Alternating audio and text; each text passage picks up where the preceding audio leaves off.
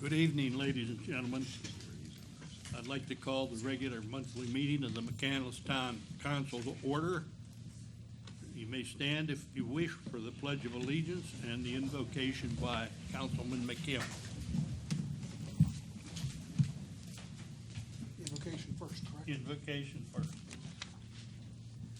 This evening, we pray for the welfare of our town and all its residents. We give thanks for the many blessings we have enjoyed as residents of this community and citizens of this great nation. Grant us patience, understanding, vision, strength, and wisdom as we attend to the important municipal business before us tonight. Protect our firefighters, police, and EMS personnel whose duties, without warning, can expose them to great harm. Safeguard the men and women who are defending our country, especially those who serve in places that place them in dangerous theaters of operations in foreign lands. We are grateful that our fellow citizens have assumed this awesome patriotic duty on our behalf and for their predecessors whose paths they follow. Console their families who have suffered losses. We pray that our national and state leaders will work with discernment to achieve just results for the advancement and welfare of our diverse population. Amen. Amen. I pledge allegiance to the flag of the United States of America and to the republic for which it stands, one nation, under God, indivisible, with liberty and justice for all.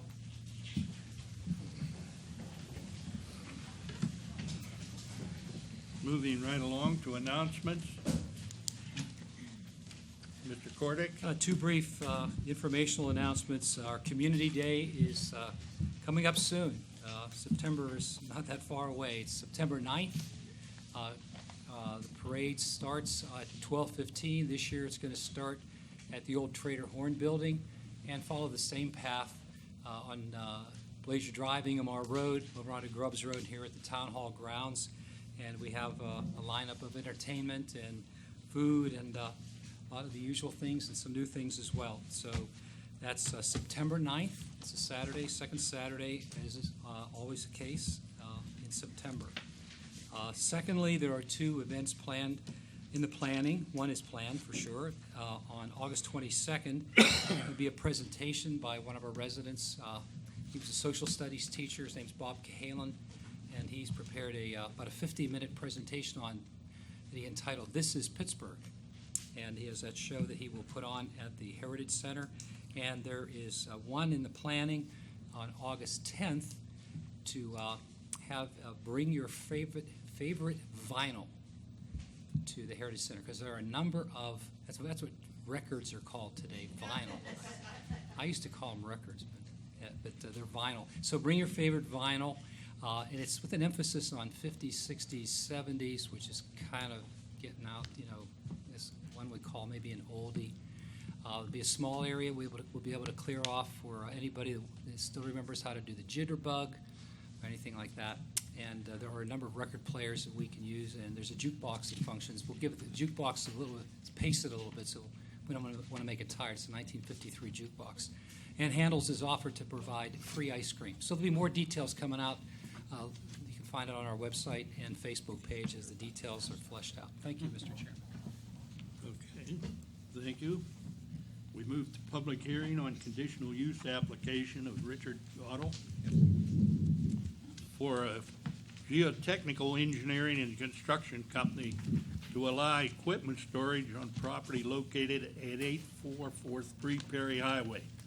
The property is located between Gloria Street and West Fairview Avenue, north of Howard Hanna Real Estate Office. This public hearing will be reviewed at Town Council's Zoning Committee meeting of August 14th, 2017. It will not be voted on at this meeting, but is scheduled for a vote by Town Council at its August 28th, 2017 regular business meeting. The application is available for public review in Town Hall from 9 a.m. to 5 p.m. Mondays through Friday.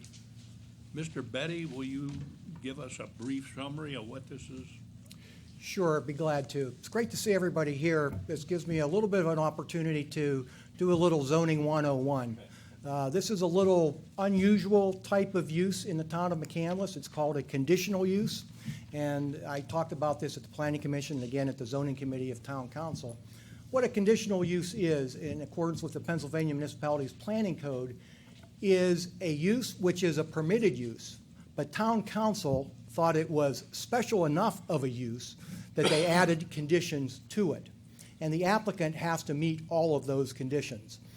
The town can't turn it down if the applicant meets all those conditions, and the town can also add conditions that they deem necessary for the purposes of protecting the public safety and welfare.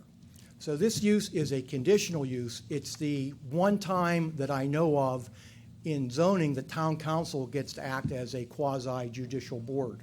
In this case, they will be rendering a judgment when they have their votes. And if it is a negative vote, we have to cite findings of facts. So it's a little different than our typical site plan regulations, and it's not a straight-out permitted use. In addition to the conditional use, if it does get approved, the applicant will have to come back again for a site plan review, which is our typical site plan review that reviews the stormwater, the lighting, and again, we will double check. It'll be a second check to make sure that all the conditions of the conditional use are being met. So at this point, I did a couple administrative things. This was advertised in the newspaper twice in accordance with Pennsylvania Municipalities Planning Code, and it was also, the property was posted with 2 posters along Route 19. And Ralph, are you going to talk about where this is specifically? Yes. Okay. So at this time, I want to turn it over to Ralph Pagone, who's going to do a presentation on what his application is. And Ralph represents Richard Gettle Incorporated, and Richard Gettle Incorporated is a national company that does geotechnical engineering and construction. So at this time, I want to turn it over to Ralph. And because of the crowded nature here that we have with the audience, I'm probably going to hold up some of the drawings, and I'll be rotating and showing them to everybody as Ralph's talking. If anybody wants to see anything a little bit closer, I'll walk down.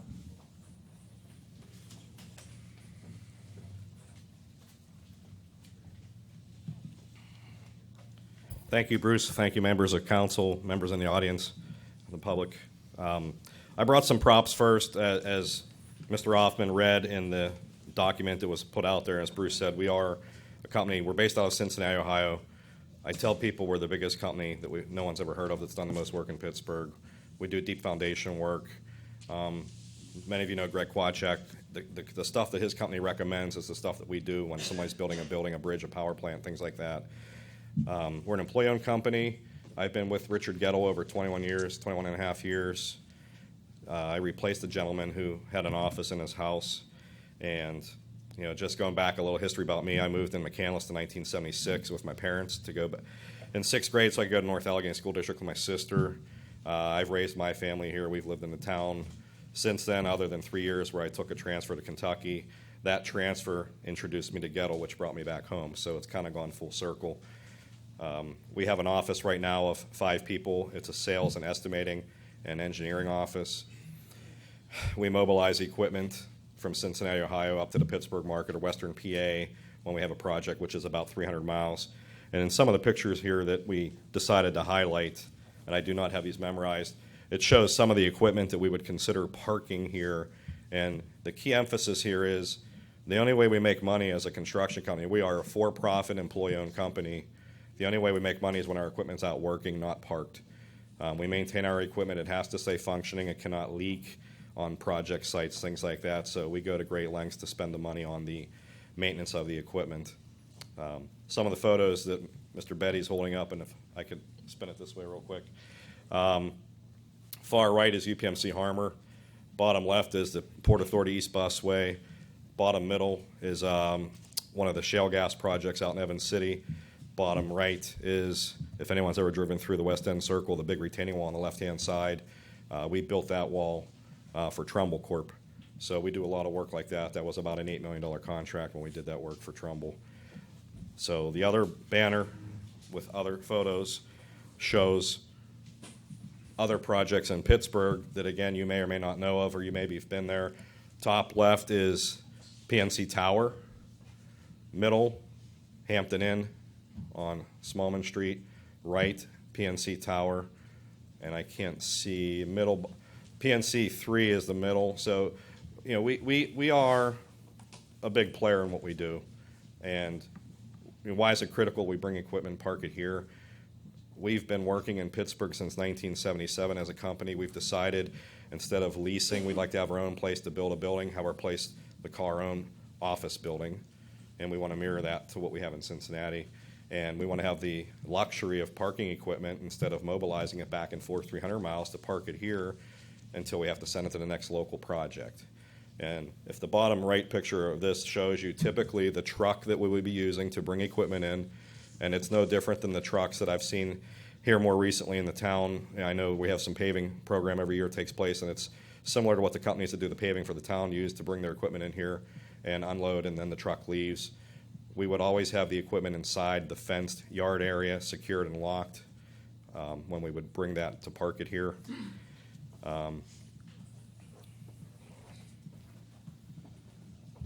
Which one do you think would be next? That one? Yeah, you can show the demonstration. Okay. This conceptual plan drawing is what it is the latest version that reflects the conditions the Planning Commission agreed to or approved unanimously the plan by. And it reflects the 10-foot high fence along the Perry Highway side of the storage equipment parking yard, some greenery in front of that fence, the notation that we cannot operate equipment between 10 p.m. and 6 a.m., which the only time we would ever operate it is to offload or load to move out, and that would typically be done probably between the hours of 8 and 5, maybe 7 and 5. Just a lot of that's dictated by PennDOT if it's a permit move, and we have to kind of follow the rules of the road based on traffic and when you're allowed to be on certain roads or not because of rush hour and things like that. The other is that we're not allowed to park a piece of inoperable equipment, which we never would do anyway. If it's inoperable, we would take it to get serviced at our main office. Now, an unforeseen breakdown, that's a different story, but our intent is to put equipment here that's functioning to help us make money, not to park it and store it here. There's an existing house, and I kind of took a before and after photo from the street in a panoramic view. The top is, if you stood out there right now and took a photo, and again, this is the Dixon property. Mr. Dixon donated a house maybe 10 or 15 years ago that we used in the fire department to have structure fire training in. So that's no longer there. The only house left is the one on the furthest northbound side, coming southbound actually. The bottom is our best way of superimposing what we're proposing, albeit it's not exactly and it's conceptual as far as distances from the road. But the building would be our office building, and there would be a parking area in between the building and the fenced-in yard, and then the fenced-in yard would be there to park equipment as needed.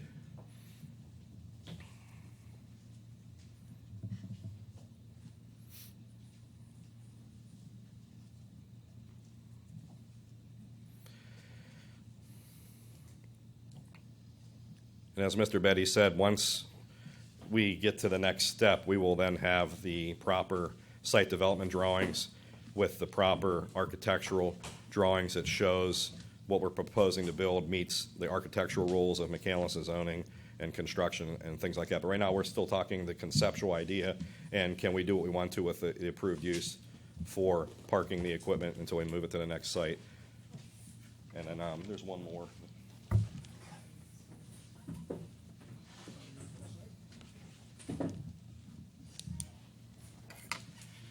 And this last one just shows, and I'll come up and point maybe for council's benefit. This is the existing house. It would be our intention to keep this driveway. This would be, may go away, the trees would stay, the yard would be here, and then our parking area, our building would be here, our parking area here. And you see that, the boundary is here, the property line, and you see it's heavily wooded, and then there's 3 residents on Forest Avenue. There's a significant distance between the two of at least 200 to 250 feet from the equipment yard, so maybe where there's a structure. So this is not going up on a residence per se. It's just the boundaries are residential versus the highway residency. What's the 19 Give that for the audience. zoning? RC. RC. Ralph, can you repeat what you just did for the audience? Sure. They get to see the same thing. The property in question basically is three pieces of land, three houses some time ago. So here's one still there, the second was here, the third was here. So this driveway would go away. This would be our main driveway. There's a little curb cut here that would go away. These trees would stay. Our proposed office building would be here. Our lot for employees here. The equipment storage yard here. And then stormwater detention here. The rear property line is about through here. And then you can see dimensionally, if there were a scale, this is at least 150, if not 200 feet for these three properties that abut the properties on the highway.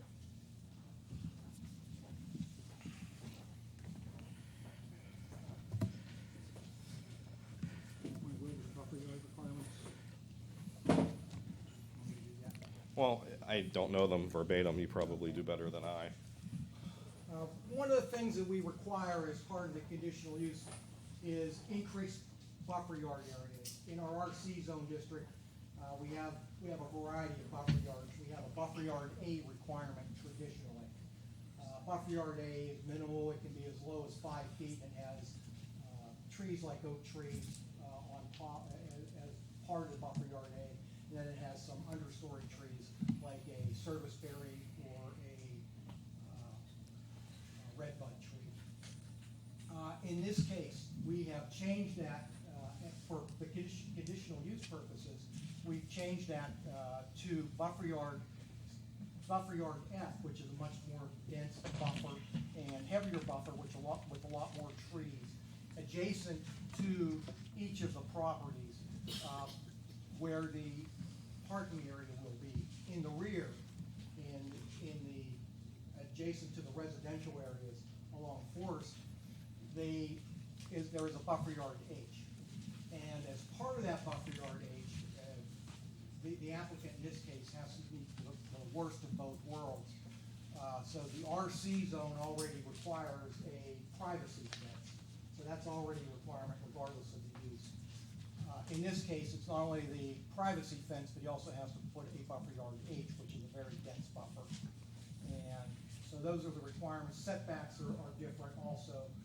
It has to be 100 feet. The parking lot has to be 100 feet from the property line, not from the houses, but from the property line in the rear. So those are some of the requirements that we already have in place. The planning commission, and plus it has to be fenced, the area has to be fenced. The planning commission added that the fence along the front and in the angle, there's an angled part of the fence, contains a gate, should be 10 feet tall. So the planning commission added that as part of the requirement. We also talked about hours of operation, and in this case, the hours of operation will be the hours that the town ordinance already addresses. And I think that's about it for the requirements, additional requirements. Have anything else? No, really. So any questions? The hours of operation that the ordinance requires, I'm reading the commissions, the minutes from the commissioner as 10 p.m. to 6 a.m. Is that right? That is for operating equipment as I understood it, and that's not our intent to. We're going to unload or unload, but that was what they agreed to, and that is what's on the revised plan, the language that was the approval. Greg, if I may interject, it's just the opposite. It's 6 a.m. to 10 p.m. Okay. What's that? 10 p to 6 a. No equipment. Right. Yeah, it should be no equipment. Yeah. During this time. So correct me if I'm wrong, the height of the fence being 10 feet, the only thing visible by the neighbors or passers-by on the highway would be the extended arms of the cranes and that sort of equipment, is that correct? Well, I looked more into that. That was our initial point, that the boom of a drill rig would stick up above that. And we own one manufacturer drill rig where once you unload it, you have to store it that way. Everything else we own can be laid back the way it transports. So it would depend what piece of equipment would be there. If we had a crane that was brought, the butt section of the crane, as it's called, that connects to the car body, would stick up somewhat, but it would be negligible to maybe a couple feet above the height of the fence. Thank you. Sure. Question here, Mr. Pagan. Yes. Would you explain to us, I know you have in the past, but for the benefit of people that are here, the nature of the surface area where the vehicles will be unloaded, on which the vehicles will be unloaded and parked, and why the choices that you've made were made? Okay. The rolling, I don't know if that's in the ordinance, states that for heavy equipment parking that you should have that on an asphalt paved surface, but you can be granted approval to have it be a different surface with permission of council. Council should have received a written request from us through Tate Engineering that instead of making the equipment storage lot asphalt paved, that we make that an engineered gravel lot. And we have the same exact situation in our main office in Cincinnati where our equipment is. And the reason being, you're going to tear up the asphalt in time with the track. Everything we own is track-mounted equipment. Nothing we own is rubber-tired. And in time, the tracks will create a maintenance problem for us to continue to maintain the parking area. So with an engineered system, the gravel will stay in place and it will perform longer period of time without any maintenance being required. So I don't know if that answers your question. Yes, thank you, Ralph. Thank you. I have a question. When you enter and exit that piece of property, are you coming right out onto 19? Yes. That's an extremely busy part of 19. You have an extra lane there where the light turns at Sheets. So as a result, when you're coming out there, you would be crossing all of those lanes. That is correct. If you, let me get the one picture up again.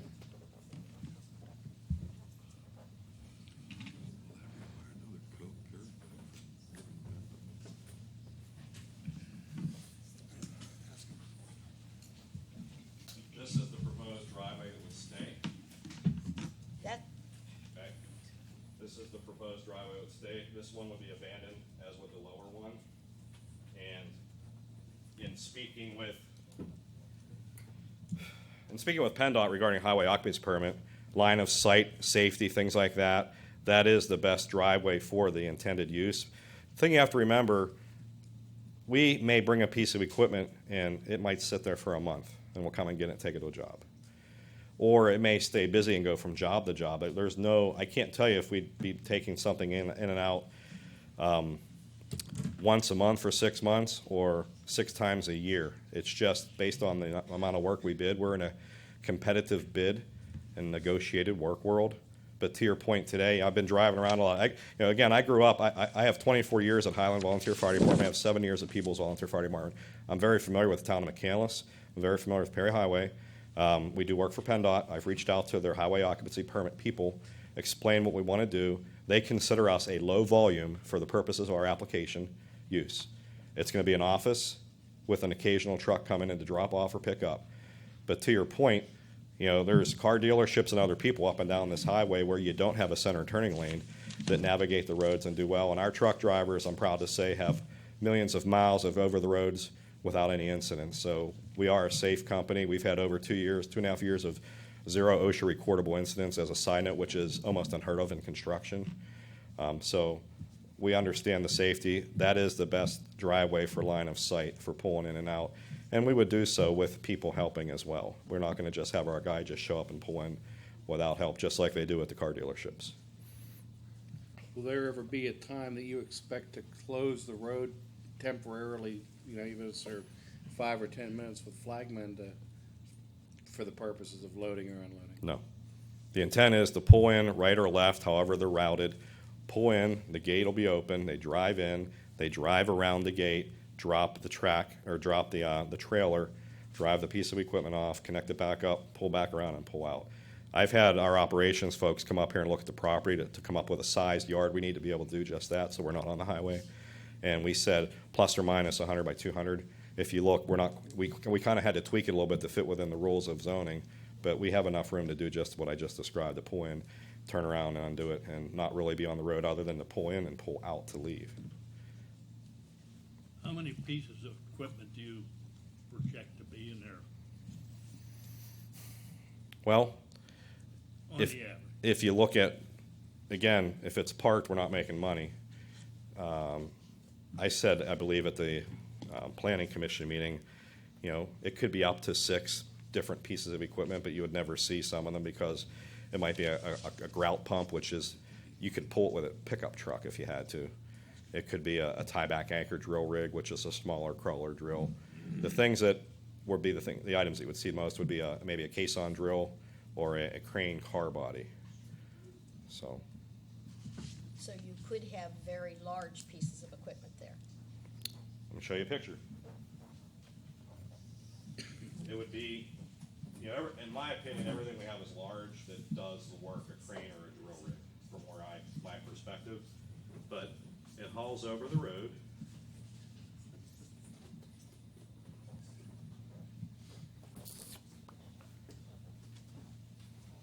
So that would be a typical truck that would pull in to pull off the highway to unload a piece of equipment.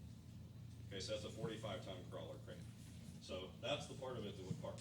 So if you have a 6-foot or 10-foot high fence, this has to be under, say that's 12 feet to clear underneath over it past bridges. So you might see a little bit of that, but keep in mind it's also on a trailer, so you might see the very tip of it. Sorry.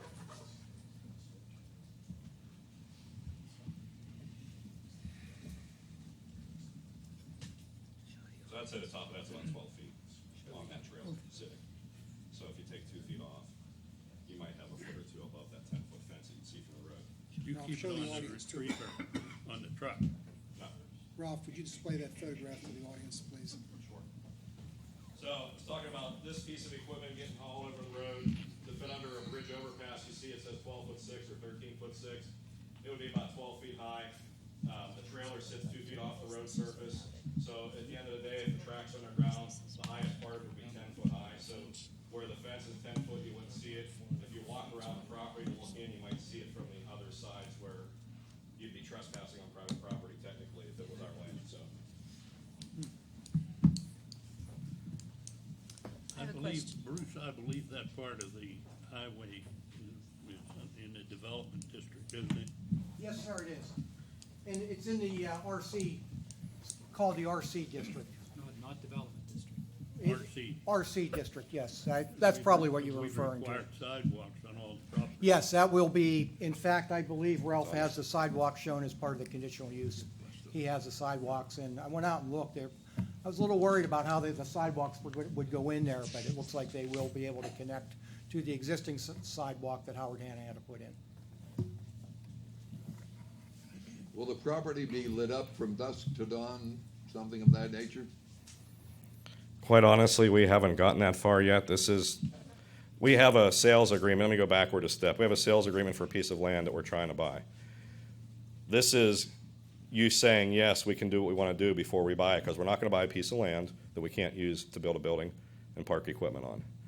So if you roll next month, we can't do this, then we're not buying this piece of land, and it'll go back on the market. And it's been sitting where it is, the way it is, for over 15 years, just as a side note. But I'm sure we would have some security lighting, because we don't want anybody trespassing or trying to damage our equipment. But I don't know what we're required. I haven't gotten that far yet. So, I would think with deep foundation work that you would come across hazards, heavy metals, whatever. Do you have any kind of decontamination for that equipment on this site? no. Because we don't work in those environments that you just identified. It's a very clear exclusion. The insurance for workers' comp is crazy in that environment. So you're not So- exposed to any hazardous material? Not that we're on aware site of, no, ma'am. That could possibly be brought back No, to ma'am. this site? No. And have you? And if it was, here's an example. We just finished a job at the Carnegie Science Center for the addition. And so we drill a hole in the ground and they bring what's called drill spoil out of the ground. None of that dirt was allowed to leave until they tested it for possible contaminants, which would have been like petroleum or something like that from what was there years ago along rivers. So they tested it, and had they found something that was, oh yes, we need to, everything would be remediated on site before leaving because it's that owner's dirt and the problem if it leaves the site. So it's very maintained. As you know, when you do a construction job, they take a lot of soil borings and kind of test the soil to find out what's in the soil, if there's anything such as what you said, a heavy metal or a contaminant. That's also critical because, we are a union construction company. We have very specific rules, through our own company safety plan for the people that we work for safety plan. And if we expose workers to an unhealthy situation, that'll come back on us long term. So the example you bring up is very closely monitored in the construction industry that we participate in general. So, Have you had any other comments from other businesses in the area? not really, no. That's not a definite answer, I don't think. No, I mean, Howard Hanna is my agent, but they haven't specifically said, hey, we hope you come, but I didn't go around asking folks, though, either. No one asked, well, I don't know what relevance that is. I figured they would come to this meeting if they had a concern.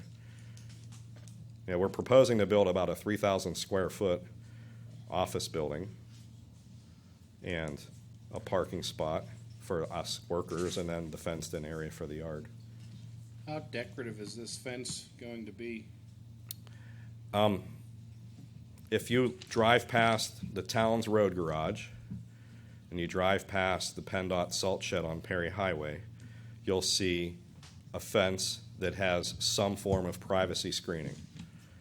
I believe today's privacy screening, because it's 2017 and I believe both those installations are older, would be more or less transparent to see through than these 2 yards are now. But it'd be similar to that, but I envision it'd be like a green screening instead of the tan that I think is on over here on the road on 19. This is green.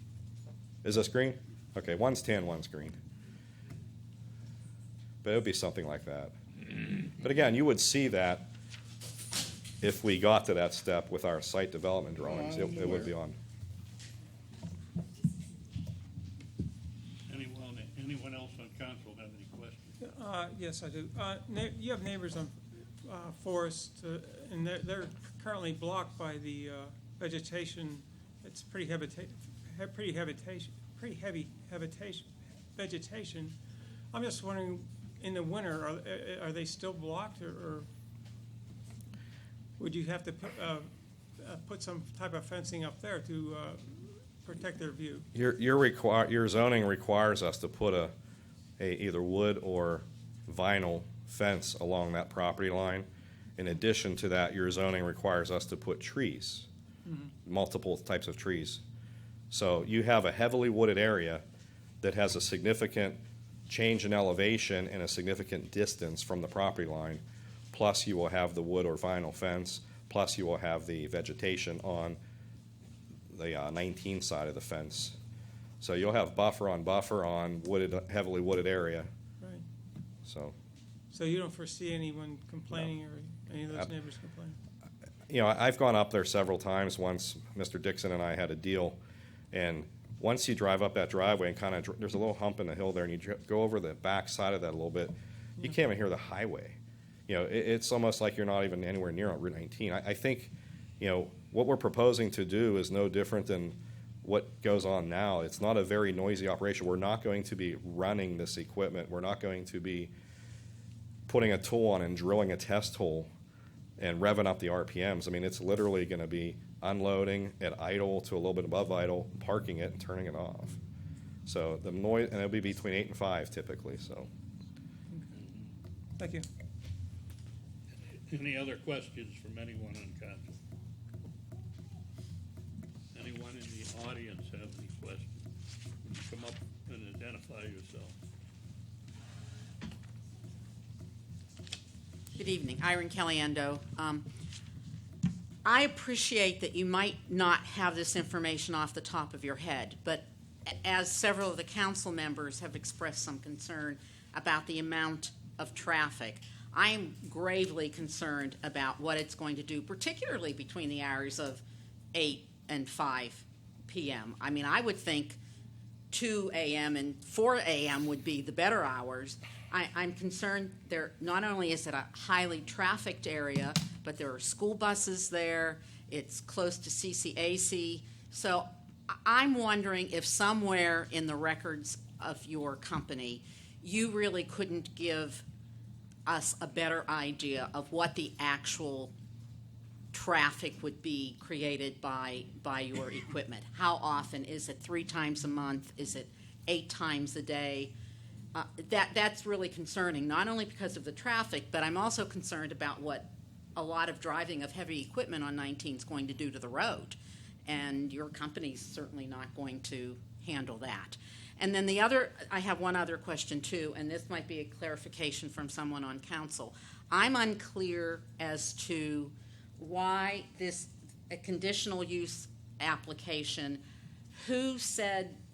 how did it come to pass that the township doesn't have the right to refuse if the conditions are met? I mean, how did we get to that place initially? The answer would be from Mr. Reese. Yeah, as a matter of law, if you satisfy the conditions in an ordinance, and council has no choice but to approve it. If you don't satisfy the conditions, then it can turn it down. This is not a discretionary. So Pennsylvania law. Pennsylvania law, exactly. Okay, thank you. Anyone else have any questions? Well, I didn't get an answer. I have a couple questions. Could I speak from here? Yes, you can. Can you grab the mic? Can you be I heard? can grab the mic. Yeah, take your time. Bruce, while you're grabbing a mic, the lady just did ask a question, and I wasn't sure whether Mr. Pagone had, and as she herself said in her question, I think she recognizes, and certainly I do, that you wouldn't have the details involved, but would trucks come in 3 times a day, once or twice a week? I mean, can you give some kind of without pinning yourself down, what is involved with the traffic patterns? Well, considering we have no yard here other than the yard I've mentioned to the planning commission prior at a trucking company in Warrendale, there's so many variables that dictate where we take equipment. There's so many variables that dictate if we are awarded work. So I'm competitively bidding work, bidding against 3, 4, 5, 6 different competitors. No matter what number I tell you, it's nothing but a mere guess. You know, once a month would be maybe incredibly aggressive. It might not be once every 2 months. Again, if the equipment's working and we schedule our projects in such a way that the right piece of equipment on the job downtown can go to the job in Greene County, it goes right to it. It's not going to come back to this yard to go back to the job in Greene County. So it's not going to be a high volume. Again, I'll restate the comments from PennDOT. We are not a high volume user with regard to highway occupancy. Okay, I guarantee you, the truck, the dealership up the road by Old Perry Highway, right before you get to 19. I don't know how often they have flatbed truck, but I saw one today when I was at the property, and it made me think. So, there's no answer I can give that's a right or wrong answer to her question. It's not going to be once a day every week. It's not going to be necessarily once a week every month. It just depends. And if we had 6 pieces of equipment, to Mr. Hoffman's question earlier, and we're not going to ship all 6 pieces of equipment out to the one job. It just depends on what the work is we get. It's an unknown. Unfortunately, that's the honest answer that I can give you. But again, low volume's the key. Secondary to your point, we pay taxes to work in the state of Pennsylvania just like everybody else does. Our trucks aren't going to damage the highway just like anyone else's trucks are going to damage it. It's going to drive over the road somewhere. And it's a low volume, ma'am. That's all I can tell you. It's low volume. Can you tell us Wait a how minute. PennDOT defines low volume? We don't interrupt. We I only wasn't ask questions. I was finished. And with regard to, we have a PennDOT project in Susquehanna County right now, which is northeast Pennsylvania, for a slide correction on 2 different roads.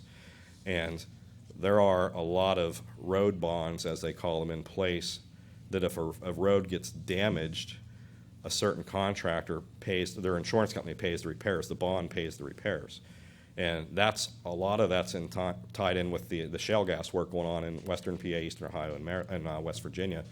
But again, the photo I showed of that truck, there's nothing with that truck that causes long-term damage to any paved or concreted surface that we drive over, just like any other vehicle that drives on the highway.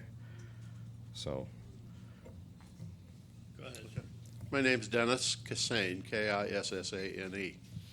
Sir, I happen to have the experience of being a neighbor of a location that you mentioned, the Perry Highway Road Station here in McCandless. And I know from that experience some of the problems that can arise for the neighbors by the use of heavy equipment at a site within a residential area. And I have a couple questions related to that. One is, will you be fueling the vehicles there? no. Okay. Do the vehicles have backup beepers? They do for safety. All vehicles in construction have backup alarms. All right. And those are essentially permanent beepers. They can't be turned off when the operator of the vehicle is pulling into, for instance, the place that you're talking about. They would be pulling in and they would be backing into positions and using those backup beepers to the extent that they had it in reverse. Correct? They would, but they would be doing so more than likely between the hours of 8 and 5. Okay. Do the vehicles frequently leak diesel fuel? No, They don't. no. And is there any provision that your company would take if the vehicles did leak diesel fuel for whatever reason, so that it didn't gradually accumulate in large amounts on the ground? Yes, You would have provision for that? we would. Will have lights at nighttime, you say, probably. It's not on any plan yet. We would do whatever zoning permits us to do and for security reasons. And would those lights be shielded from extending out into the community around the location where the vehicles will be stored? Whatever zoning would dictate is what we would follow. Those heavy vehicles have large engines, correct? Yes. And would it be fair to say, do you think, that those large engines make a lot of noise? No, sir. They When don't? they're operational, they do. If we're on a job site trying to drill a 60-inch diameter hole, drilling through 10,000 PSI limestone, yes. When it's backing off of a trailer, other than the backup alarm that you referred to, or if it's pulling off and backing into its final position, that's the only noise you're going to hear. It may be an engine idle to it won't be anything like the RPMs when it's operational. Do you know what were the reasons that caused the special concern that was designated a conditional use here as opposed to just a permissible use? I didn't make the rules. I would defer that to Town McCandless. Okay, nothing special that was asked of you in connection with that in your Mr. Betty operation? can answer that question. Okay.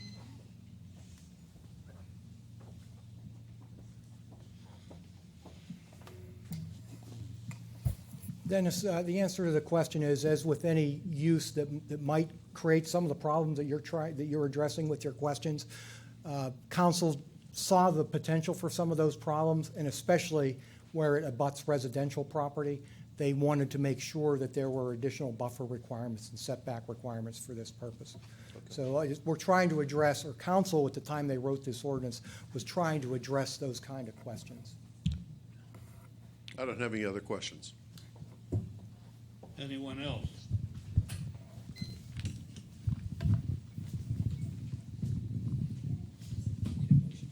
We need a motion to close this public hearing. I so move. Second. Motion is moved and second to close the public hearing. All those in favor indicate by saying aye. Aye. Opposed? Motion carried. On to my item number 6.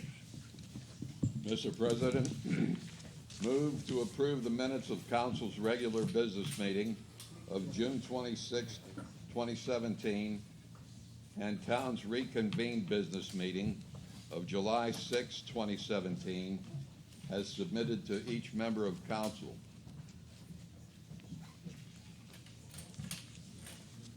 Is there a second? Second. Motion has been made and second. Anyone on council have any questions?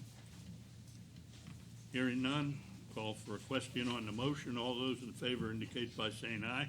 Aye. Opposed? Motion carried. Finance Committee, Councilwoman Pyers. Mr. Chairman, I move to ratify check listing number 7 dated June 15th, 2017 through July 5th, 2017, totaling $963,670.10 as submitted to each member of council and as posted on the bulletin board and town website. Second. Motion has been made and seconded. Any questions from anyone on council? Hearing none, we'll call for a question on the motion. All those in favor indicate by saying aye. Aye. Opposed? Motion carried. Zoning Committee, Mr. McCandless.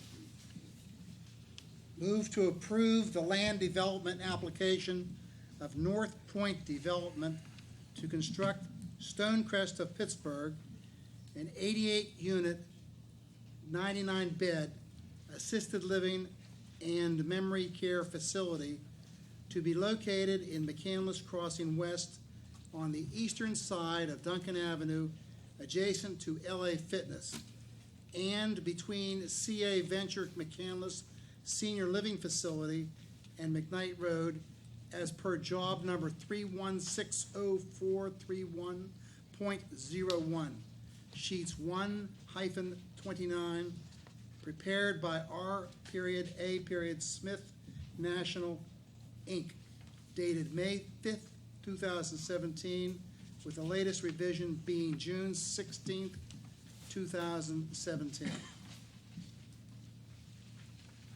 there a second on that motion? I second.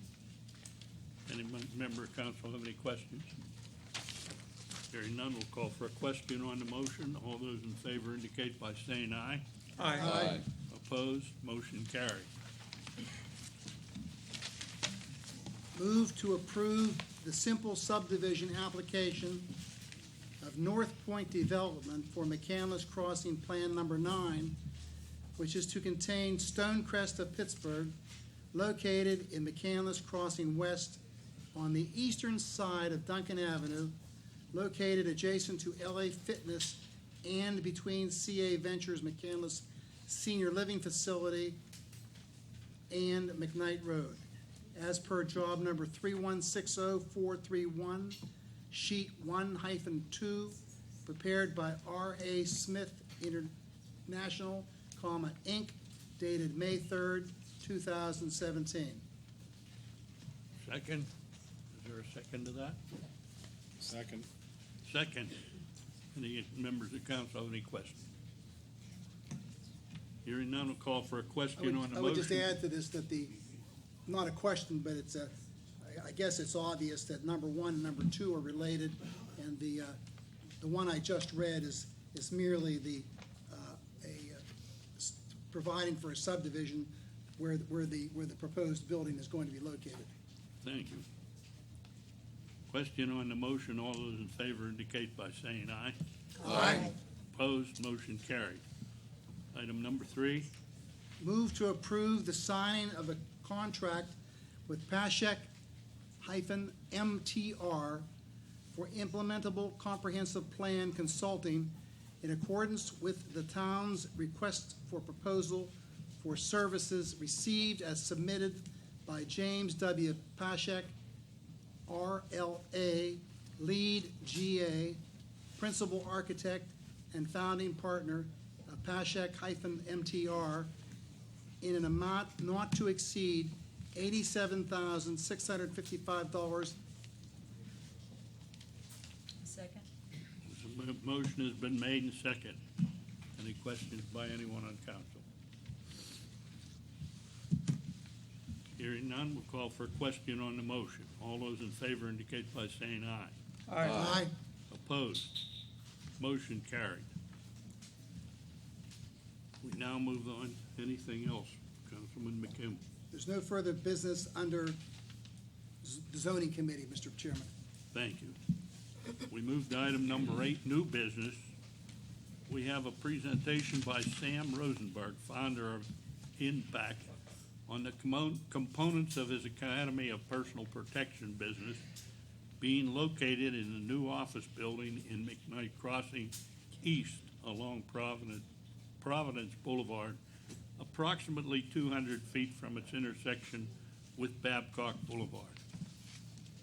Is Sam in here? This is a result of the, Mr. Chairman, before Sam starts, the two things, the comments made at last week's zoning committee meeting. The council directed that Mr. Rosenberg, the zoning officer, and I could contact Mr. Rosenberg to be here. And he beat me to that. He called us and asked to be on the agenda. So both parties wanting to talk, so here we are. Mr. Kordick, if I could add, I was the person, I think on the record, that requested what's transpiring right now. At that meeting, there had been inquiry made by members of the public, a number of people, that they had concerns about the use that is projected for this property, and I felt that having a fuller explanation to the population at large would be desirable in the interest of having a transparent, open discussion on the topic. I'm pleased that you're here, Mr. Rosenberg. Thank you. Happy to be here. Thank you very much, council members. Thank you very much for having me. Folks, I'm here tonight instead of celebrating my son's 7th birthday today, because I'm committed not only to this project, but to this community. We've been talking to McCandless about this project for the past 6 years. I presented this project in detail to the town council. We went through all the proper channels and proper procedures. And in March of 2016, we received our approval from the town to proceed. On April 10th, 2016, an article was published in the Tribune Review detailing our intended use, including the range. Nothing has changed about our use or intention since this time, and I'm here to set the record straight about the insinuations and disparaging statements that have been made about me and my organization. I spent my entire adult life in the service of protecting people and teaching people how to protect themselves. First as a Marine officer, and then as a close protection specialist, protecting some of the world's most at-risk people, including Benjamin Netanyahu when he was the former Prime Minister of Israel. Impacts was founded in 2003 as the evolution of our core philosophy.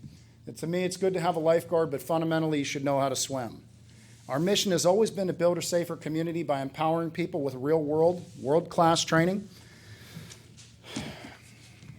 And our intended new facility in McCandless has been designed with our community mission in mind. We are a training-centric organization dedicated to teaching people how to protect themselves, their families, and their organizations, and with our new facility, provide our community with a safe place to practice and enjoy firearms responsibly. Over the years, we've empowered tens of thousands of people, from kids to law enforcement professionals, soccer moms to Navy SEALs, school teachers to international corporations. And we've always been there for our community. As a couple of examples, in 2012, when a serial rapist was terrorizing the North Hills, my staff and I donated our time and expertise to train over 1,000 residents right here in Ross and McCandless at the Peebles Fire Station and LaRoche College. After the horrific attack on the Pulse nightclub in Orlando, we partnered with the Delta Foundation to provide free active shooter training to hundreds of Pittsburgh's LGBTQ community. We are routinely called on by therapists to work with children and victims, who are suffering from incredible post-traumatic stress or on the verge of suicide, which we frequently do at no charge. And we teach teachers what to do if they come face-to-face with an armed intruder, including right here in North Allegheny, where my own kids go to school. Our world-class training curriculum spans every aspect of personal security, from age-appropriate training to kids, teens and adults in everything from self-defense and personal security to international travel, active shooter defense, to emergency trauma care. We provide classes on use of force law and seminars by best-selling authors, extensive training and consulting for corporations across North America, including many Fortune 500s. And our new facility will be a destination for corporate retreats who, it should be noted, will be staying in McCandless hotels and eating in McCandless restaurants. We continue to work with schools, churches, and nonprofits all over the area. Our new facility will see us roll out a full suite of functional fitness training for all ages. We will expand our specialized training for law enforcement to become not only a hub for law enforcement training, but a home for our law enforcement community. And of course, we have a full entire spectrum of firearms training, from gun safety education to personal defense. In addition, our facility will be the home of Impact's Global Protective Services, our licensed private investigative firm that provides security consulting, protective intelligence, and close protection for companies and individuals across the globe. As you guys can see, Impact's is much more than an indoor shooting facility. The range is important and an expensive piece of the puzzle, but ultimately only one piece of the puzzle. But let's talk about the range. From inception, we've engineered our facility to be one of the safest in the country. Unlike an outdoor range, such as the many sportsmen's clubs nearby, or the range in North Park just 2 miles from here in the town of McCandless, our state-of-the-art indoor facility will have zero environmental impact to the surrounding ground, zero noise pollution, and zero possibility of a bullet leaving the range. Shooters will stand inside a bulletproof stall within a bulletproof range, encased in 8 inches thick bulletproof concrete, reinforced by a 1/4-inch bulletproof steel baffle system, ballistic rubber tile, and shooting into the world's top-of-the-line trap system, all of which can stop a projectile up to a .50 caliber BMG, a gun typically found on tanks. Our mission is to build a safer community. As such, we will be open to the public and will welcome law-abiding citizens and law enforcement alike. We will have a variety of memberships to fit individual needs, but we are not just another private club, because such exclusivity goes against the inclusiveness that Impact stands for. But no one will be allowed to use the range without first undergoing at least a firearm safety briefing in accordance with the best practices in our industry. Over the past week, there have been made a lot of insinuations based on a lot of assumptions rather than a lot of facts. Our groundbreaking was held on the 4th of July to coincide with our 14-year birthday and was intended as a celebration for my team and our families. Many residents heard about the event and showed up wanting information about memberships. Barbara Richards, sitting right here, was one of those who showed up. She expressed great interest to my staff, and even though she was told it was a private party, she took a seat anyway. I was notified, but instead of asking her to leave, we simply invited her to stay. That's who we are. The next time I saw Barbara was on KDKA's news piece about her groundbreaking, where she spoke out against our project, implying that the location posed an implicit danger to the surrounding businesses. I was surprised by this, given what she'd told my staff. Then I saw a video of Barbara protesting our business before McCandless Town Council last Monday. I happened to be in St. Louis at the time, teaching all week. When she was here, she insinuated that we intentionally misled the council as to our use, and her proof was marketing material that she apparently printed from another company, Scottsdale Gun Club in Arizona.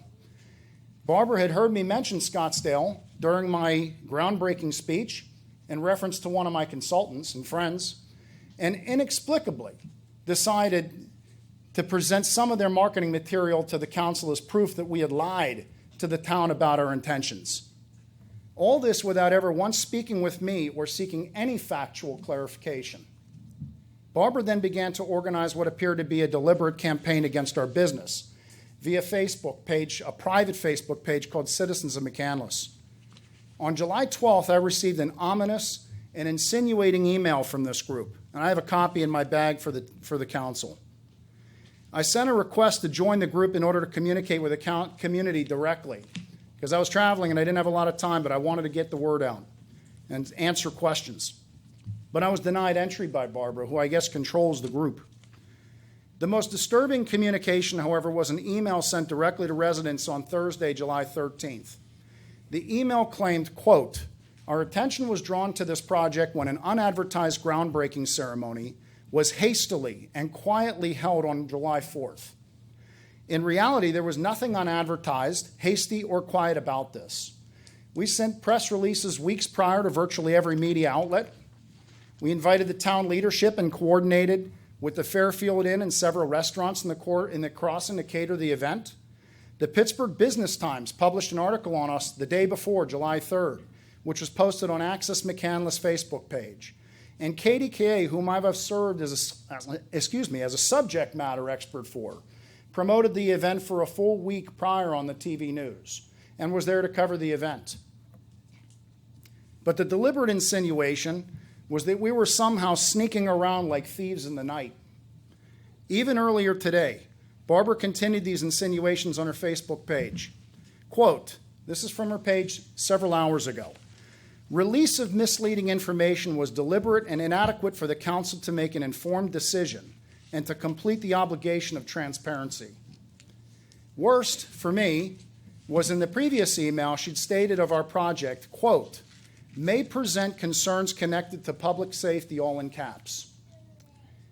A statement that impugns with no evidence whatsoever the very thing we stand for and I've dedicated my life to. Now, it's my understanding that Barbara's running for political office in the town of McCandless this fall.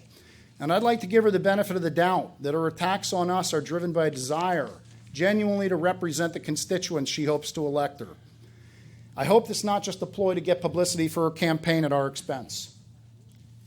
But it sure would have been nice for her to voice her concerns sometime over the past 18 months. I've spoken with many residents and businesses in that time, and never once did Barbara or anyone from citizens of McCandless contact me to clarify any of their assumptions before pushing out statements that disparage our business.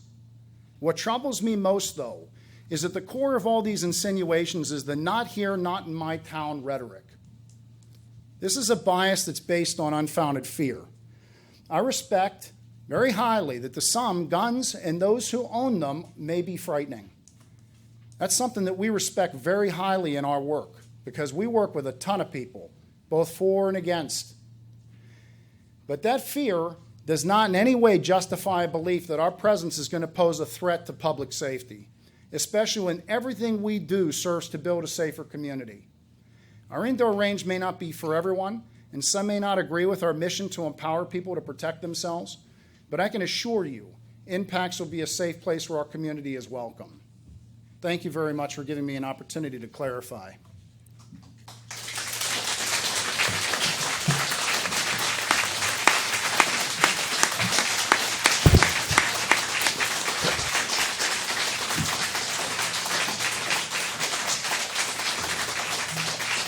Thank you. Thank you. By the way, I was approached earlier tonight by the woman who runs, or at least is part of the Access McCandless website, the Facebook page, and she had compiled data just from the standpoint of understanding clarity and transparency and accuracy of information.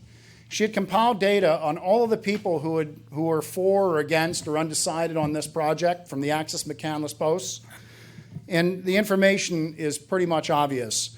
There was 106 positive posts, 85% total, and there were 19 against, all right, 85% to 15%.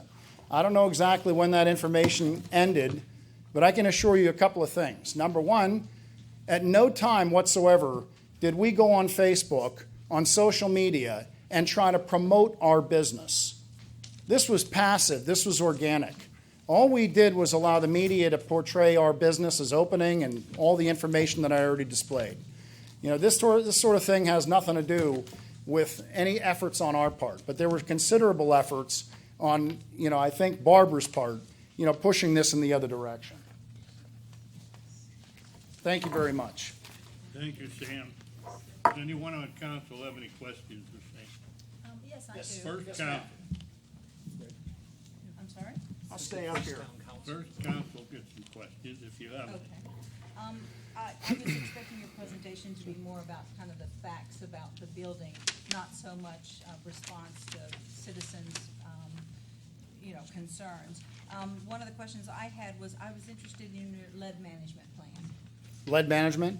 Plan, yeah. Yeah, so with an indoor range, basically the idea here is that there is no lead that's going to leave the facility into the ground or into the air or anything like that. So everything is basically controlled if you think of it as a clean room. Okay, so there's an air handling system that is specifically made for ranges. The company that we engage for this is the premier company in the country that we researched for years. And what it does is it pulls all of the air downrange, sort of in a negative pressure system. So the basic idea is that everything is trapped in HEPA-vac systems and filtration systems. The lead that's being fired in the range is being trapped into what's called a rubber berm trap system, which eventually gets mined and then basically recycled. All right, and all of that is going to be handled with all of the regulatory accordances. Okay, so you Yeah. have an OSHA protection for the people who Absolutely. work there? Are they wearing, Absolutely. respirators? When they clean the range, that's correct. Okay. Yeah, so there's zero impact there's zero possibility from the standpoint of the air handling system or any of the other contacts. If the range is being used according to the way it's designed, which is what of course we will do, there's no way that any, for example, patrons to the range, anyone using it, is going to have any kind of negative interaction. And there's going to be no possibility for our staff having any negative interaction. But the idea is that when they're cleaning the ranges, they'll be using all the various protective equipment, and everything will be done in accordance with OSHA regulations and, you know, the highest standard of that. How frequently are employees, lead levels checked with that? Well, we haven't opened yet, okay, so, you know, I don't know the standard. I don't know that there's a standard for every single range, okay, but I can't tell you that for sure. What I can tell you is that you usually get a baseline, and then it's like a monthly kind of thing. It depends on, I believe, if there's any possibility, if they've been exposed to lead or anything like that, or if there's an indication that someone may have been exposed, then it ends up increasing. You know, so you end up doing the frequency more often, as I understand it. And there's a special cleaning method that you have to use too? Yes. For cleaning the range? Mm-hmm. And That's right. Can you tell me about that? You have a special vacuum system that sucks up all of the debris or the dust, you know, that collects on the range, and then of course Is that a wet system or a dry system? it's a dry system. Yeah. Okay. I've heard dry systems stirred up a lot of dust, and the wet systems were better. The HEPA system that is used for indoor ranges is specifically engineered for indoor ranges. Mm-hmm. And the filters on the air evacuation, we wouldn't want any of that getting out of the building. Correct. How do you dispose of that? Where does that go? It's disposed as basically hazardous waste. You know, so it's disposed of in accordance with those procedures. Okay. Yeah. And there's a hazardous waste company that comes and takes that out under special precautions so that That's it correct. doesn't escape Yeah. into the environment at all. That's correct. Because we know lead is so dangerous with the school and everything. That's correct. Okay. Thank you. Mm-hmm. Absolutely. Anyone else on council have any questions? Yeah, I'm just wondering how many square feet of this facility are you leasing? What's the building, guys, total? The building is 35,000 square feet. It's 35,000 square feet. We have what, 28,000? Yes. The other lower level is Your going to name, be sir? additional retail Name space. and address, Name. please. I'm sorry, Robert McGurk, Adventure Development. So we're the majority tenant, but we're not the Can you only repeat his tenant. answer? I'm sorry. Your answer? We didn't get your answer. I was asking you who you were. Okay, Your answer. You had 35,000 square feet. 28,000? 35,000 is the total square how footage much of the for- two levels. Sam is leasing approximately 28,000 feet of that. And then there'll be, What happens with what's the other 7,000? the lower level will be retail space on the lower level facing Babcock Boulevard. And who will be leasing that above? We don't have anybody at this point. Okay. And how many of these 28,000 square feet are dedicated to the range facility? I don't know, less than a third. I mean, it's the biggest it's the biggest open floor space. You know what I mean? You have these 25 yards and 15-yard spans and nothing's happening. But I believe it's even including that as terms of square footage, I think it's about a third or less. You know, the rest of it is we have our athletic training center, our training center for personal security. We have some retail for a pro shop, And we have our offices, we have our classrooms, we have locker rooms. Do you have any projections for membership ratio? It's all a Civilian swag. compared to law enforcement? Yeah, I mean, it's all a swag right now. I mean, we don't know exactly what the projections are going to be. What I can tell you is that we're going to be highly focused on law enforcement. We're going to be a very welcoming place for law enforcement. I can't make any guarantees as to how many individual law enforcement officers are going to choose to have memberships, or municipalities will choose to use our services, or buy their law enforcement officers' memberships to be a part of our facility. But that's definitely a big part of what we intend to do. How many memberships do you anticipate? Again, we have no idea yet. I mean, we could have a couple thousand, we could have a few hundred, I don't know. If you're like any other rifle range, you'll have quite a few. My next question, Yes, sir. tonight, when you presented your case, I asked you quite a bit about the impact in your collection area. No. You're talking about the bullet trap system? Right. Yes, sir. What caliber of weapons do you project to be used in this operation? Let me show you something, if you don't mind, sir. All right. I grabbed this the other day, if I brought it with me. So this is a 50 cal, all right? So this is a 50 caliber machine gun round. This is actually not a real one. This is a can opener, so don't get crazy, anybody. All right? And just because I have a can opener doesn't mean we're going to be drinking alcohol and shooting machine guns from the parking lots, all right, guys? This is what the range is rated to, okay? 50 caliber. A 50 caliber, all right? Machine gun off a tank, all right, or an aircraft. That is not what's going to be fired off of this, all right? So we over-engineered this range to such an extreme that you can basically fire any small arm that you can acquire, and it's got zero potential to penetrate anything or go anywhere other than the trap, okay? I can tell you from an operational standpoint, no one's going to be shooting high-powered rifles on an indoor pistol range, basically, but it's capable of handling rifles for law enforcement training, things like that, because they carry patrol rifles and they need to be able to train in close quarters with those, et cetera. Yes, sir. Sam, would you describe a little more fulsomely than you have already about the activities that will go on in your proposed facility, other than those directly related to the firing range? Absolutely. Training and so forth. Absolutely. So just to be clear, Impacts, we've been in business since 2003. We have a full spectrum of personal security training. We are first and foremost a training company. That's what we do. All right. The range gives us the ability to teach year-round of those aspects of training. But the idea is that we do full spectrum, age-appropriate self-defense training, from training for little kids, what to do if you get lost separated from your parents, to how do you avoid abductions, to training for youths to deal with bullies and things like that, training with teens to deal with what happens when they get into social dangers and how to recognize persuasion predators who use charm and persuasion to create opportunities to victimize, all the way up to critical incident response.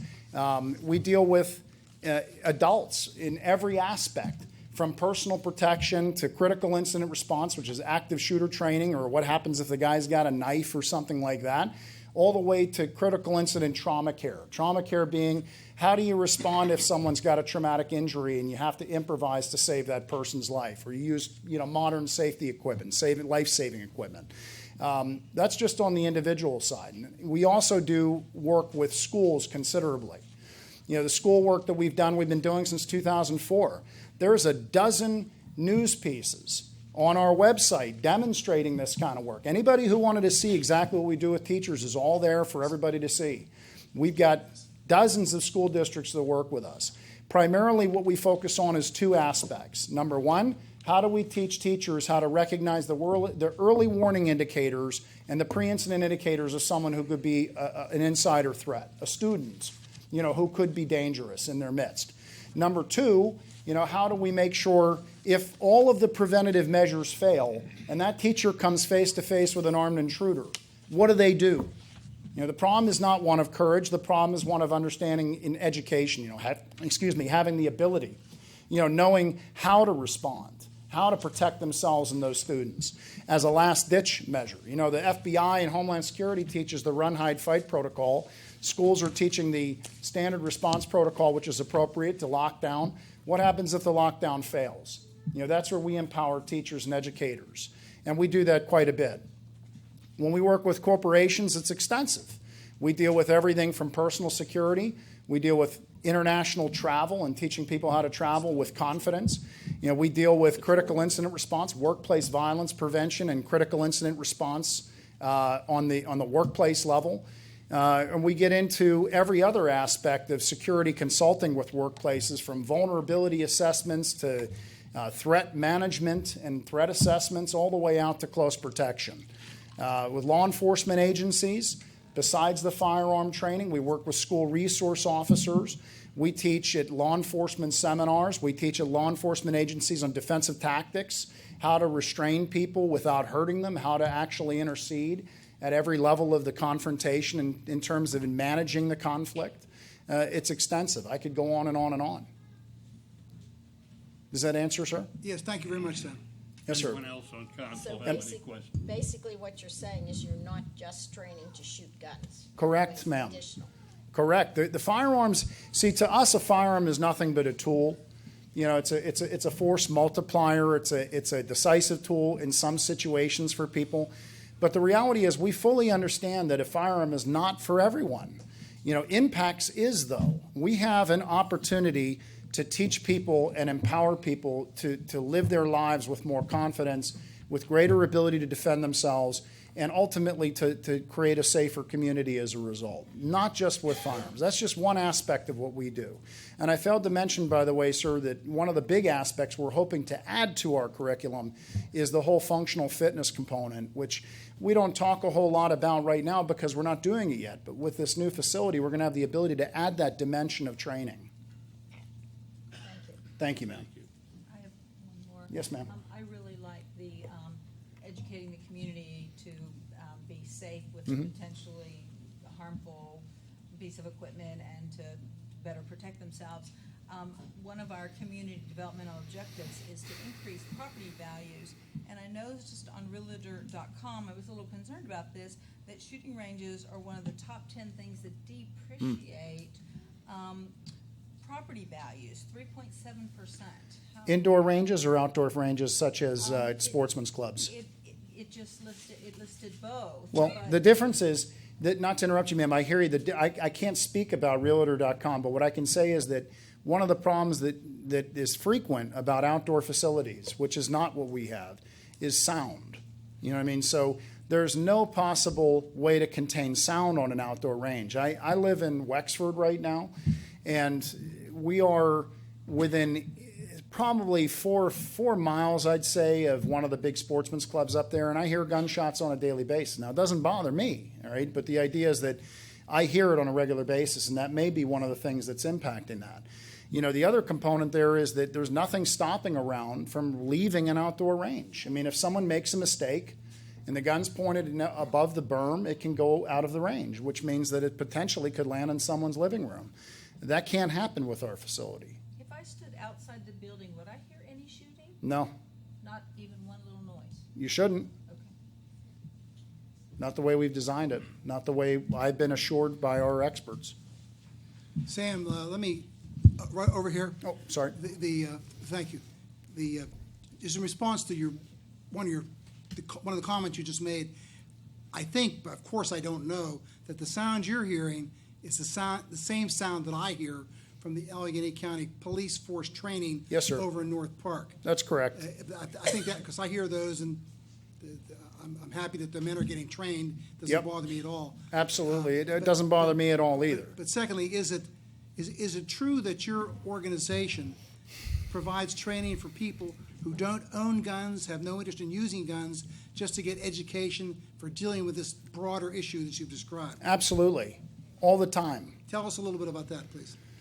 So, one of the big facets of firearms education is just that. It's education. How do we teach people, how to handle firearms, even if they never want to touch one? We've got folks that say, look, guns are a fact of life. I don't want to be as scared of a gun. I want to know what to do if I see one or if I have to make one safe. I also want to make sure that I can teach my kids how to handle things from the standpoint of what do they do if they're in an environment, say a neighbor's house and there's an unsecured firearm there. What are they supposed to do? All of those things are part of our safety education training. And those are initiatives that are really big from the standpoint of the organizations that we are a part of, whether it's the National Shooting Sports Foundation, organizations that try to promote safety behavior and safe gun ownership. I'd say one of the big differences in our retail space, we've got a pro shop, and this is not saying anything against anyone else, but, one of the dynamics is that you can go almost anywhere to a store that sells firearms, buy a gun, and you're kind of left to your own devices. But the idea here is with our pro shop, we have an expert-driven, subject matter expert-driven curriculum of here's why. If you're going to buy a gun, which is an awesome responsibility, here's how you can make that decision. And what are all the things that you need to make that safe, whether it's a safe, if you're going to keep it. If you need to know if someone says, I need it for personal protection, I need to be able to access it. How do you do that? What are those procedures for making sure that a child can't get a hold of that gun, whether it's your child or someone else's child who comes over? There's no reason why any child should ever lose their life to a gun that was unsecured. There's no reason whatsoever. It should never happen. And the reason why it happens is typically because people don't know. They don't know how to own the gun or to store it. And functionally speaking, we serve to be able to, help empower the community and educate them so that they don't make those kinds of errors. Okay, anyone else on council? Yes, I'm going to read from the minutes of the Planning Commission meeting of February 2nd of 2016.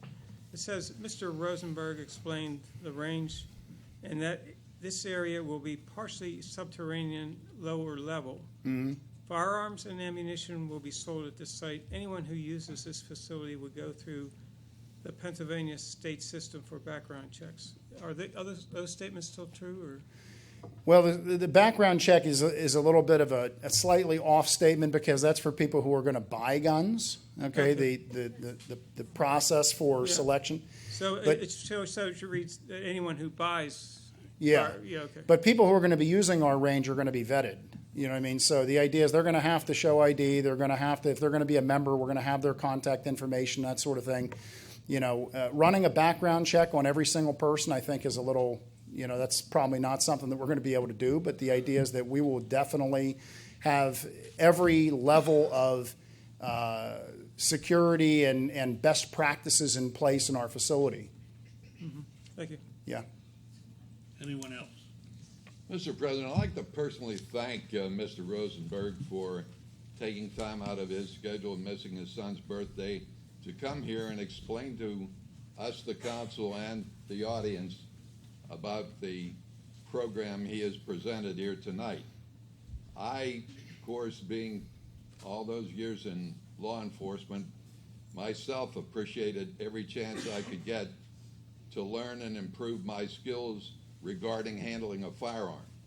And if we can do that for not only our police officers to enhance their safety, but to enhance the safety of everyone in this room and every of our 28,000 people in McCandless who own a firearm, your operation is very much welcome and appreciated. Thank you very much. Thank you, sir.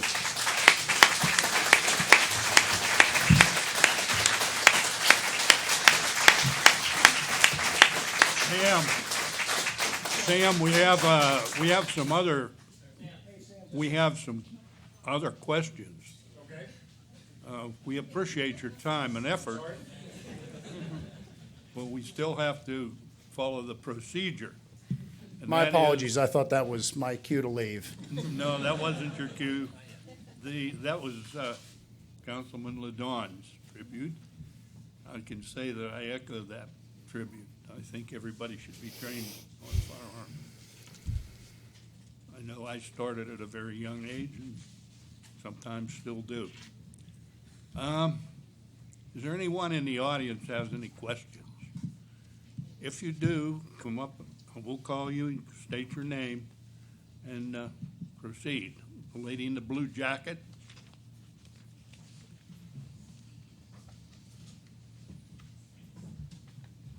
Hi, my name is Elizabeth Pagel-Hogan. I know it's long. I'll give you a second if you can find it on the bottom of the sheet. Okay. Where do you I'm live? not a resident of McCandless. I'm a resident of Ross, but I spend a lot of cash up at McCandless Crossing.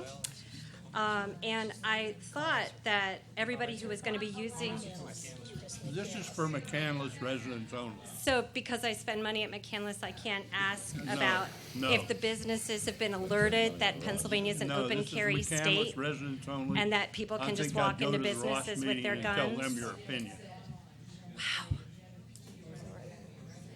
Sorry, but I wasn't sitting, I was standing the whole meeting. Sorry. Okay, Okay, well, next. PA's an open carry state. come up, please.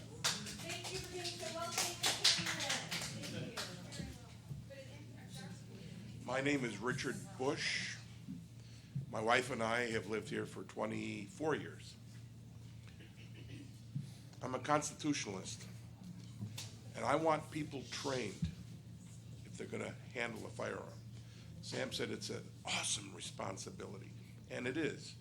It's something that isn't taken lightly.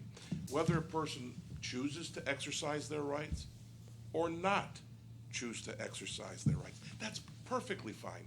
That's what America is all about. But it's also about accepting the responsibility of education and safety and practice. And that means going to a range. As it is, without this range, which is about 3.5 minutes from where I live, I'd have to go to Monroeville. I've got to go to the south side. I've got to go far away. I'm less likely to practice. An unpracticed person, that's a danger. We want people to practice. If you're not going to practice and be licensed and trained and insured, I don't want that person. I want to know that that person knows what they're doing, and it's all about not using a gun. A gun is the last resort. So it's education, safety, and responsibility. Without education, it's just a must. Thank you very much. Okay. Next. Lady in the green jersey.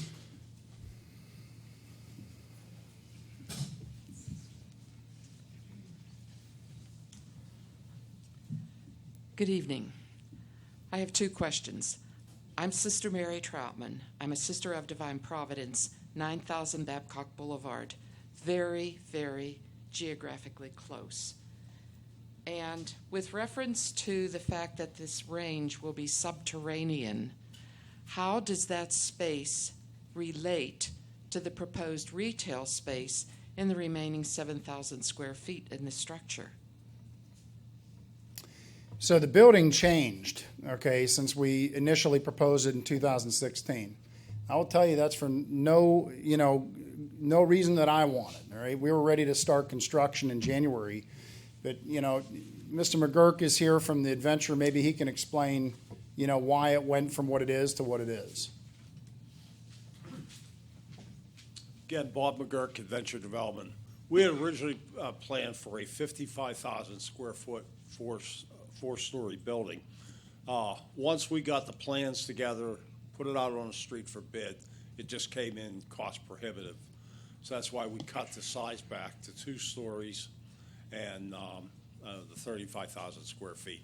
The range, if you think of the building, there's a lower parking field.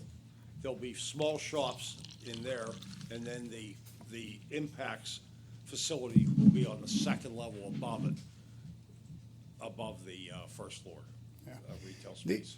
The original design that we talk about, the subterranean feature is totally superfluous to sound, to safety, or anything else. All right? It just happened that in the previous design, The range fit better on the first floor, and we had another level that was where all of our training and offices were going to be. You know, with the reconfiguration, all that happened was that ended up having to be shrunk down and put on the main level, if you will. Correct. So, it is what it is. Also, the agenda says there will be a comment period. Is that still going to happen? This is it. Oh, this is it.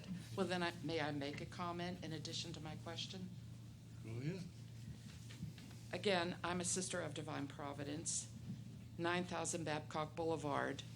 We sponsor Providence Heights Alpha School, pre-K through 8. We also sponsor LaRoche College, which I'm sure has a population that greatly use the shops at McCandless Crossing, and it's a great benefit to them. The Sisters of Divine Providence, as part of our pro-life stance, seek greater gun control legislation. There are too many guns. How many mass shootings do we have to have in this country before we realize that the problem is guns? There are those who would say the problem is that guns are in the hands of the mentally ill, so we should treat the mentally ill. And who will pay for it? There's very little insurance coverage, health insurance coverage, for treatment of the mentally ill. Who will even diagnose? The gentleman who shot up the little children in Newtown was mentally ill, and his mother gave him guns for gifts.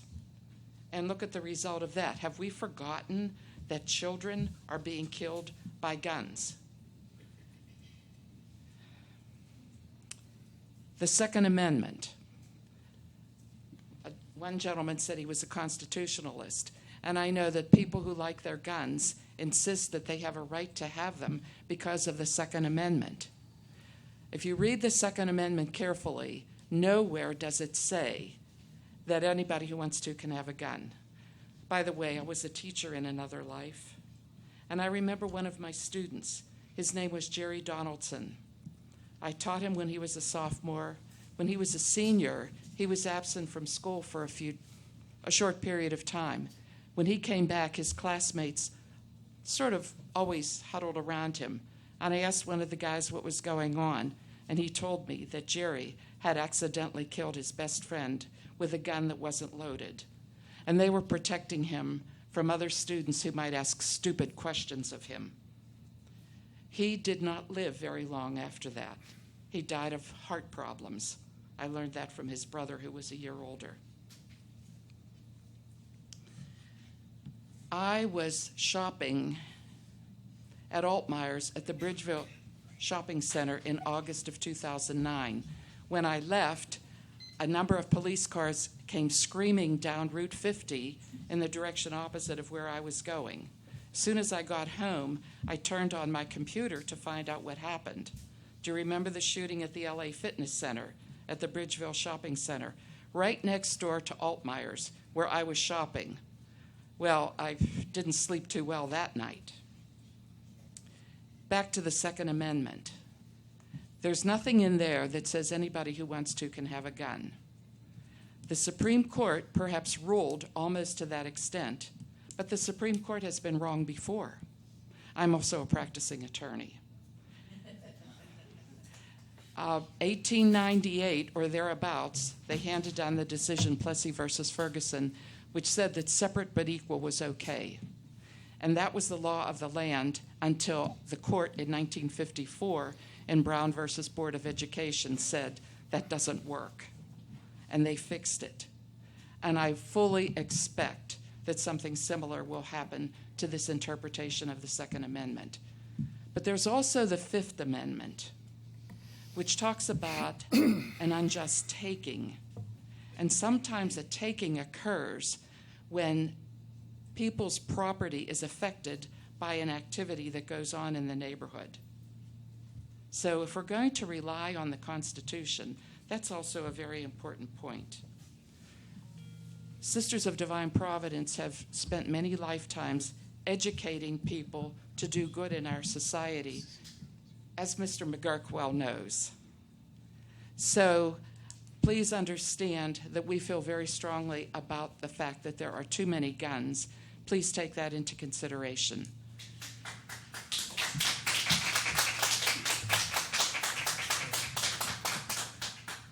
If I can just make Lady one in the comment, white- since that we're sort of Lady in the white jacket, yes, can I make a comment just quickly? yes. I go just want to assure the sister that we equally don't want to see children killed by guns. Or any other reason for that matter.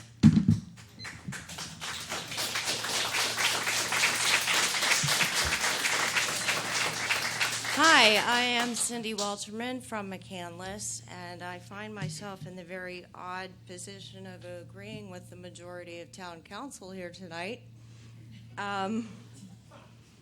With all due respect, sister, I would like to ask you, when are people going to realize that all of these mass shootings have happened in gun-free zones? Number one.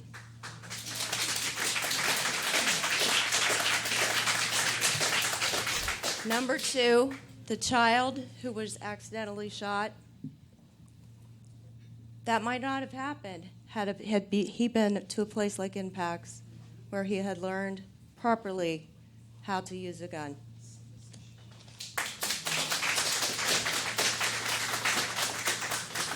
Number three, the Constitution says, quote, "The right of the people to keep and bear arms shall not be infringed." So it does say that people can own guns.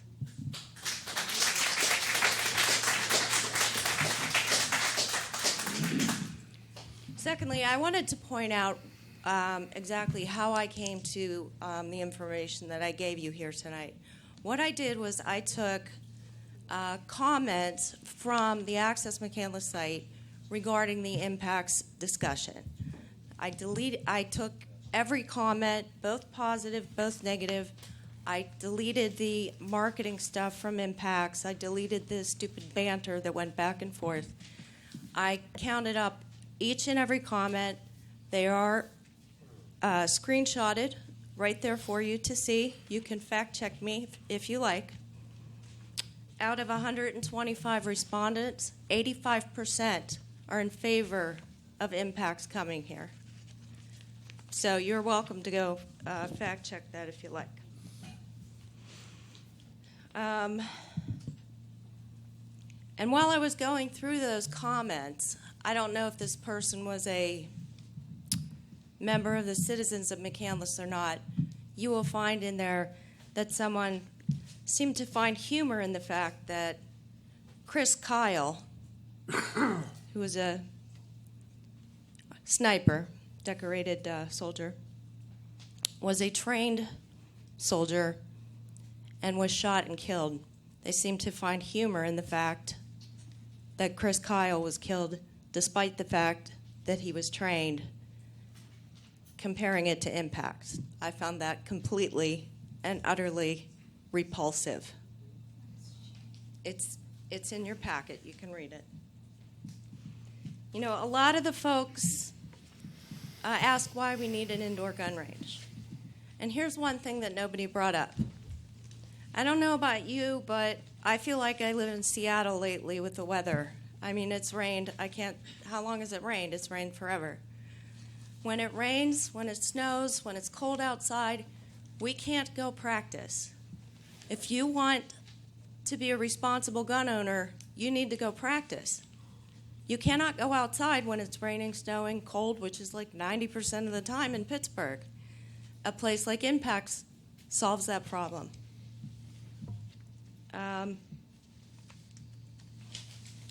I'm sorry. I actually wrote notes this time. I'd rather be trained by ex-military personnel with tactical weapons experience than my next-door neighbor who knows nothing, right? You know, if you're going to learn it right. It's nothing to be afraid of. You don't need to take a picture of a big, scary gun to somebody and say, "Oh, my God, it's an automatic weapon." You can't tell. It's a picture. You don't need to say things like, "Oh, my God, the bullets are going to escape," because the walls aren't made of straw. These arguments are from people who don't understand guns, who don't have any training in guns, who haven't handled guns. Their arguments make no sense whatsoever. They want gun safety, but they don't want a facility that provides it. It's mind-boggling to me. In closing, I would just like to say welcome to Impacts. Thank you. I believe council has already approved the facility, so it's apparent that you're coming, which I'm glad about. As a lifelong resident, I welcome you. For responsible gun owners, safety is of the utmost importance, and you are providing exactly that. And thank you. Thank you.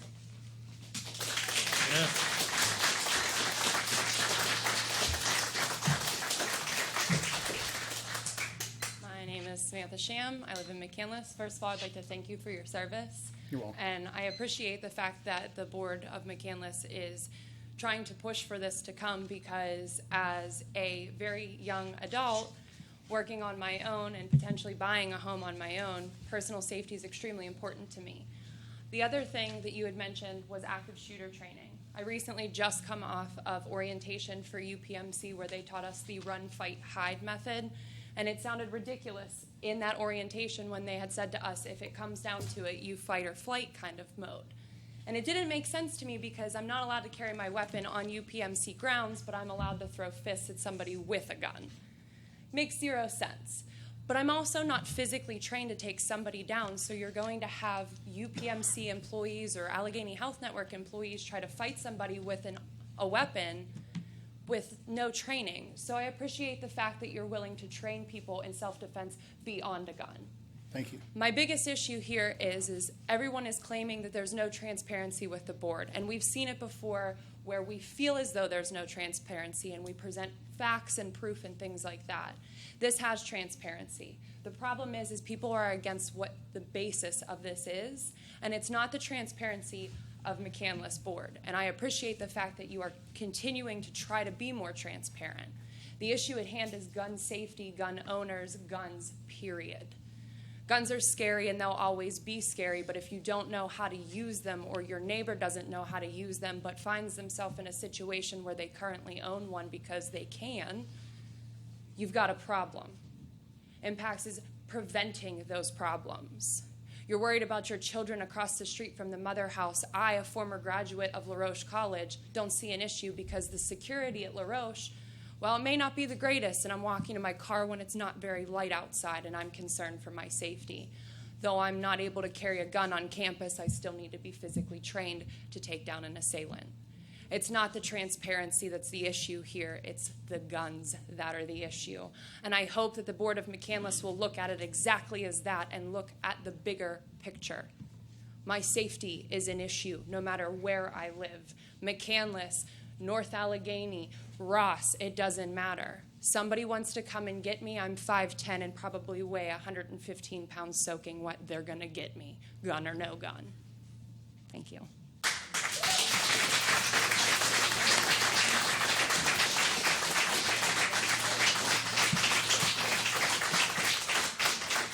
That lady right there.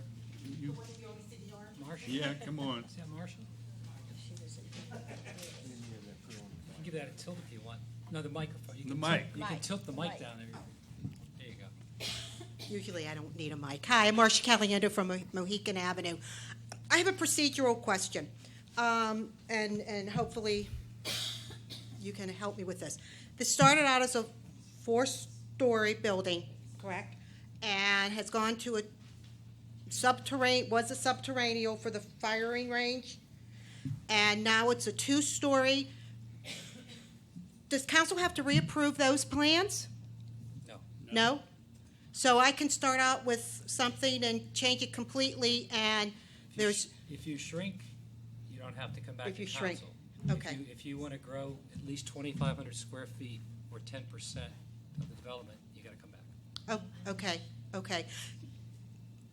Because I think the subterranean versus the non-subterranean kind of sounds like an important thing to me. I understand your specifics. I appreciate you telling us about it, but I just, and the one woman who so eloquently just spoke, I do believe that there is still somewhat lack of transparency because, I'm sorry, I read the Post-Gazette, I don't read the Trib. So I didn't see that article. I tried looking to see the April 2016 minutes. They're no longer online. So, and I realize I'm somewhat new to this game and I didn't know what had been going on. But I think council as a whole just needs to be just something like this. It's very personal to so many people, whether for, whether against. It's a personal issue, and I just think hearing about this a little bit sooner, making it known on the website or some other way, should have been known. But thank you for your time. Thank you for your service. Happy birthday to your son. Thank you. Let me just comment. The important things come in the commission, planning commission's meeting.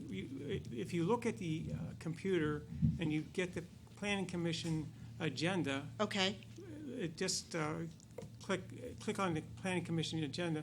Those are the important things that they all go through the planning commission. Okay. Then the next stage is the zoning committee meeting, and they're also look at the agenda for the zoning committee meeting. So it's a planning commission meeting, and then the zoning agenda meeting, and that'll help you out. And then the regular council's agenda meeting. So just okay. I know. I appreciate that. Thank you. Sure. Thank you. And it's just that, we had a public hearing earlier today about the property on Perry. I think something like this probably would also have benefited, from a public hearing. Whether you needed to do it or not, I think it's the common sense thing to do. Mm-hmm. Thank you. This lady in the black.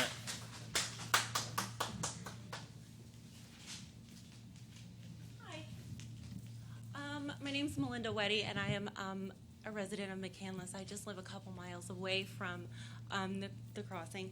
And I would like to make it known, I have a lot of questions about the property. We do own guns in our house.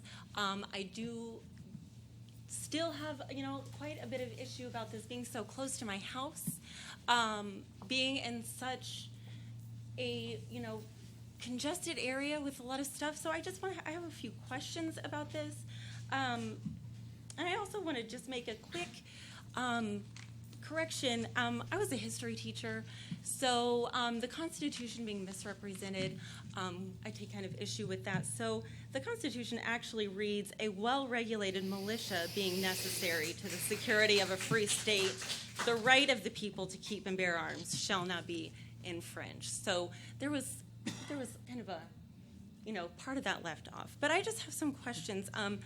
Will impacts hold any responsibility if somebody comes in and their background check is not right? Because we as parents have to have more of a background check to go volunteer with our children than we would have to go in to shoot guns at your property. So that's kind of something that that's something I wanted to know from you guys and from him. Will they hold any responsibility if somebody's background check is not up to date, and they end up being a felon who shouldn't be having a gun, and they walk in and they want to, will they hold any liability for that? Sam? Or will they, can I add on to that? I don't know. Does Dix have liability for that? I mean, here's the thing, right? Can I add on? Sure. Will they hold any liability, or will they be able to tell? Will they be able, how will they stop somebody if they're at Burgatory or, at one of the dining establishments? They have 3 drinks at lunch or at dinner, and then they decide, I want to go shoot. How will you stop them? Will they hold any liability for that? Go ahead, Sam. I don't even know how to answer that. When it comes down to it, the regulations as to, who can buy guns are incredibly well regulated by the ATF, the state, the municipality, the federal agencies, et cetera. all of that will be, fully managed, okay? Now, are you asking me, how am I supposed to know if someone is a felon and their background check has not caught up by the FBI? No, what I'm asking is, will you hold any liability if somebody's shooting at your place? Let me ask you a question. If you go into can I BJ, finish? I'm sorry, I thought you were finished. No, Go I ahead. wasn't. Yeah, please go ahead. Will you hold any liability if somebody's, out drinking and they decide to come over and shoot at your place and then there's a problem? Will you hold any liability if somebody's shooting at your place, they decide to leave directly from there and go over to one of the schools, the movie theater, the hospital that's right across the street? So let me ask Will you you. be held responsible? Let me know when you're done, okay? Can I speak now? Or is it- Okay, I just wanted to make sure I didn't interrupt you. So let me ask you this. If someone goes over to one of the restaurants and drinks too much, gets in their car and runs over somebody, I think there's more of a liability there or a potential for that than someone discharging their firearm coming out of our facility or something like that. But the idea here is, tell me one example that you can think of around the country where anything like that's happened. I'm not saying it can't, but I don't know how to answer what the liability is. I can't get into the heads of other people. I can give you an example. A bartender is not allowed to overserve. Right. And they Well, are if someone held comes in and they're responsible. obviously intoxicated, do you think we're going to allow them to use our facilities? I think having one drink is too much to go to your place. Okay. Yeah. Do you agree? I agree 100%. How will you be able to tell? How will you Well, we can't turn them away? breathalyzer people, every time they walk in. I'm sorry. We can't do that. I've never heard of that happening anywhere in the country. I can tell you that, our staff are extremely well-trained security professionals. Do you agree that it is a safety hazard for having this so close to drinking establishments? Mr. Chairman, Mr. No, Chairman, I think that's I think the that's question. not even, The that's a question is, hypothetical question. I find it May to I be, speak, Mr. that's Chairman? my concern. First of all, we have time limits, so we haven't observed it all during this whole. Yes, we hearing. have. Yes, we have. Okay, we have, and that's good. We've And got I close to think, 5 I minutes think a couple times. the lady, I respectfully said, you've certainly made your position Yes, known. can I have one more and I don't question think- about I don't think- safety? Just a moment, please. Okay. The questions, the purpose of these hearings is not for people in the audience to grill people who are here speaking. If they have questions, they ought to be directed to the chairman. I was asking him, and Well, he answered. You were turning around talking to him. All I'm saying is, I think you've made your point, and this keeps going on forever. And Well- he can't possibly answer questions on the legalities. Who knows? We should have a. Well, these are my safety concerns as a resident, I think you expressing them. I especially respectfully. since it's a safety That's fine. Express the concern, place. and that's all we can do. We can't expect him to definitively answer these questions. Okay. Okay? I mean, I'm trying to be fair, but okay. One more question. I had one more. It was about will safe storage be taught? About what? Safe storage for guns? Will it be taught, you said? Mhm. Mr. Chair, perhaps you might have Sam answer that question about safe storage for. For what? Safe Well, it's storage a of the weapons self-defense. you have in your house? Is that what Mhm. you? Will you be like teaching people how to safely store? Yes. That's your answer. Next, Rita. Hi, and this is directed to my counsel, but also to you, Sam. The questions we asked last Monday had nothing to do with you or your business. We support your efforts. I think most of us that were at that meeting on Monday, people that asked questions, we were asking questions of our town council, and they could not answer our questions. And that's why you're here. It had nothing to do with you. It had to do with them not being able to answer our questions, so they didn't get the right information for you. And you were speaking to us when you really needed to be speaking to them, because they did not know the details that you gave us tonight. And I so appreciate that. But there wasn't transparency in this because they didn't know, and you do. And also, your groundbreaking and the details of your business were never on our Facebook page for our town, never presented on our website. all of a sudden there's going to be a shooting range, and we didn't know anything about what the safety of this range allowed. It sounds like it's going to be secure. I have one question dealing with that, and I'll try to make it fast, 5 minutes. And this goes to my town council. I looked at what is allowed in that development, and it didn't say anything. And there's no details about a gun range in there. It has recreational places, but it doesn't say anything that in that development, as it's laid out, that the details of a gun range. So you might look at that. But also, if there's ground, sometimes noise, that when you have impact, it reverberates in the ground. And if the businesses around there and the homeowners who are right around there, if they detect that, what have you put in place to protect them, the citizens and the businesses, if they are bothered by it? I mean, I know you've said that it's secure, you won't hear it, but what if? Those are the kind of things we want protected from. It's not guns that we want protected from. It's you and your zoning and planning ordinances. Make them clear. Okay. All right, Mr. Chairman, I think we have. that's I enough. think we should respond to that comment. So, Go ahead, Mr. Cordy. where'd she go? Rita, oh, she's back. Much of the information that Mr. Rosenberg covered tonight was covered at the council meeting in March. And I think it's at least some extent in the Planning Commission, March of 2016. I believe he said that the invitations to the groundbreaking were private. When someone is extended a private invitation, we don't publish something like that on our Facebook page or our website. And the types of uses, there are several that in combination. Bruce Betty, I'd like you to comment, please, on the types of uses that this meets, please. As everybody may know, this is a traditional neighborhood development. It's a very unique type of development in western Pennsylvania. It permits a wide variety of uses. It defers to our, what we call de-development ordinance. In the de-development ordinance, we specifically state in at least 5 places dealing with all of the things that Sam said at the Planning Commission meeting and reiterated at the Town Council meeting. It is a recreation area for shooting. It is a private club. It's indoor recreation. I'm sorry, not just recreation. It's indoor recreation. It is a school, both private school, and it also fits in as a commercial school. So there are places throughout the ordinance where it is permitted.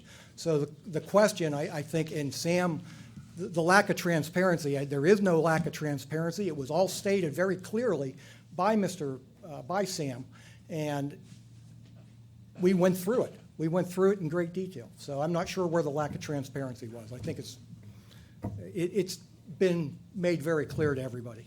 And one other comment, the Commonwealth Court has ruled that a shooting range is a recreational use, so it's clearly permitted. Yeah, the private club is also part of it. That's the other part. One question. Thank you, Georgiana Leichar. And Sam, I want to thank you for your service and also for what you do. I know your background. I know you're a great guy.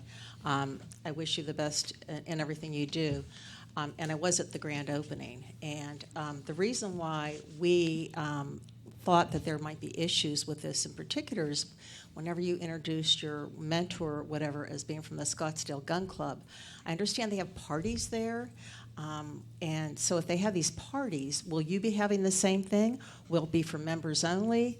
Will ladies' night, that type of thing? This is my concern, and again, with the alcohol thrown in. So, to be honest with you, I hadn't really thought a lot about having like ladies' nights or parties like that, but it sounds like a good idea. Will we be allowing people to drink and shoot? No. It's not so much that, but if you would have parties, then would these people have to be members? Or would a member sponsor a party and then have people? Because I know that's where. I don't know. You haven't decided that yet? I think that's an important point.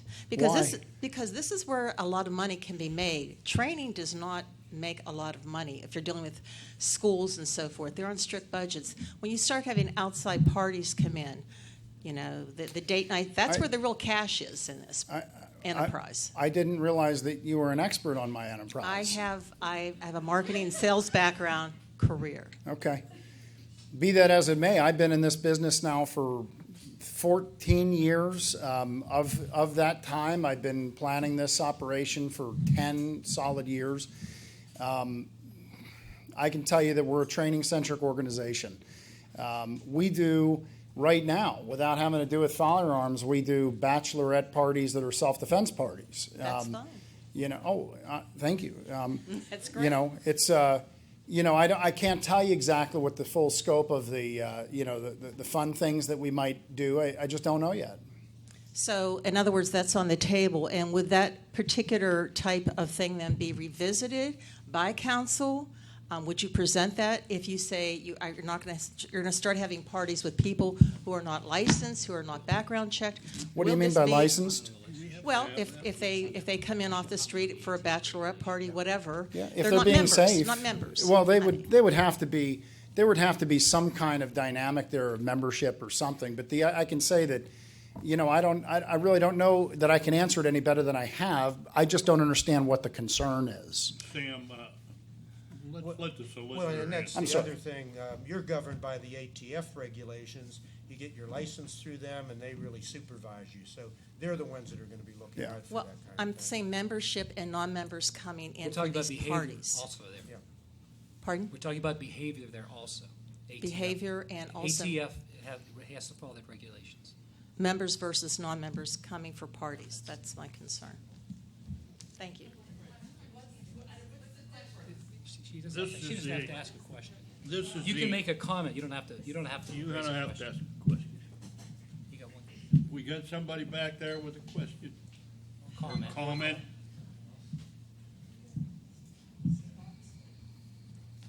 Good evening. Wayne Booth, 300 Allmar Drive. I've sat here all night and watching everybody bash this man. And he's here to make the community a better place. He's trying to make it safer. You have gun ranges all over the North Hills here that have lead in the ground. Gangbangers from down in the city shooting their guns off. Seen it, been there. He's trying to give you a nice, safe environment for people to learn firearm safety. I don't. This is a no-brainer. I don't know why lead and safety concerns and drinking. I'm sure he's not going to let people come in there drinking, and he's definitely not in it for the money. That's it.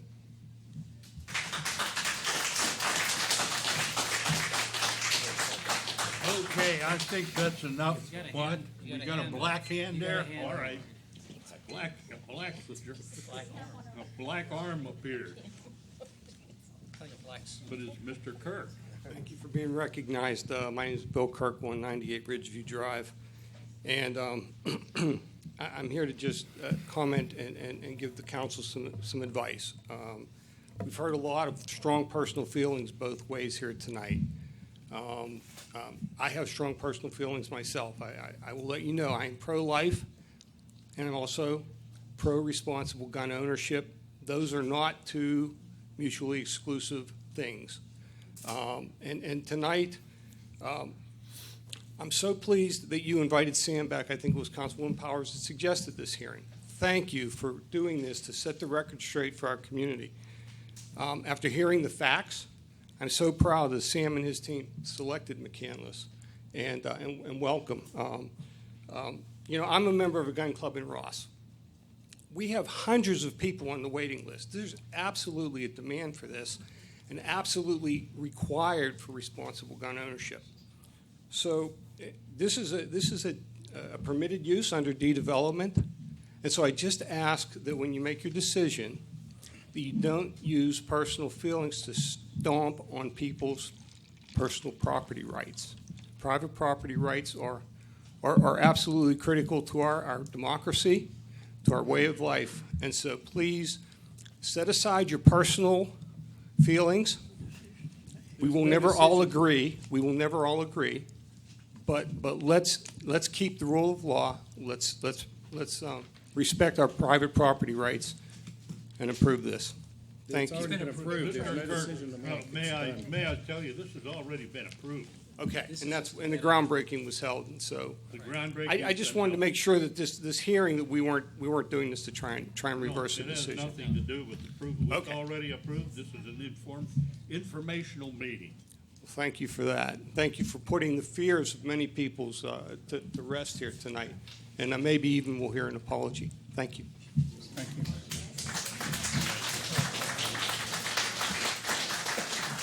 All right, Sam, I think we've already had enough comments. There's an arm going up over there. What? There's an arm going up over here. All right. Bruce, microphone if you would, please. Hang on, Hang on, we Mr. need to hear Hussain, you. hang on. Give you every chance to be heard. Thank you. My name's Dennis Cassane. I'm a citizen of McCandless. Mr. Rosenberg, I had a couple of questions that relate primarily to the business operation. You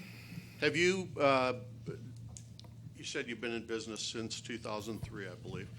Do you have other locations? Or you No. have other business locations? No, sir. Okay. So what the assurances you're giving us about the standards that will be applied within your business are ones that are what, based on the subcontractors you intend to hire and their assertions to you? The standards, when you're looking at an indoor range facility, Yes. there are a variety of different standards. So you have government ranges, you have ranges that are commercially used, like you find, for example, the Scottsdale Gun Club or, a million other indoor ranges that are used for commercial use. And they're pretty well defined as to what the thickness of concrete needs to be, what the thickness of steel needs to be, what the air handling needs to be, what the sound abatement needs to be. All of those things are extremely well defined. And you can look from source to source, whether it's the NRA, the National Shooting Sports Foundation, the NSSF, or you look at the State Department or anything like that. And what you find is that the government ranges are, for the most part, taking their cues off of what's being done commercially and then applying those same standards. Right. So what I can tell you is that no small amount of research has been done. No small amount of effort has been made in terms of ensuring that we are using absolute best practices. As a perfect example, the industry standard is 6 inches, 6,000 PSI concrete to ensure complete bullet containment, which means that no round can penetrate that concrete. That's the limit. And we're using, I believe it's 8 inches. Okay? Is there any after construction inspection that do you know of within the township ordinances that will be done to verify that what various standards require will be in fact created? Well, I mean, there's various OSHA regulations that are going to be looked at. Okay. Sound, interior to the range. I'm talking things like I'm that. talking about the township though, and the issuance of the township business occupancy permits. Bruce, please comment. Are you aware of any? Oh, okay.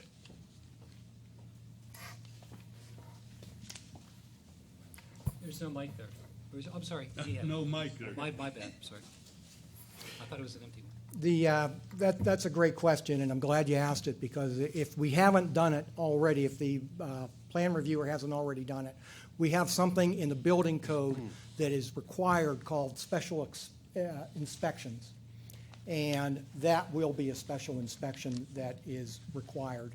And I'm sure Mr. Rosenberg is going to want to have those special inspections for his own personal, protect his liability also. Who will be conducting? It will be a person who is certified to do those kind of inspections.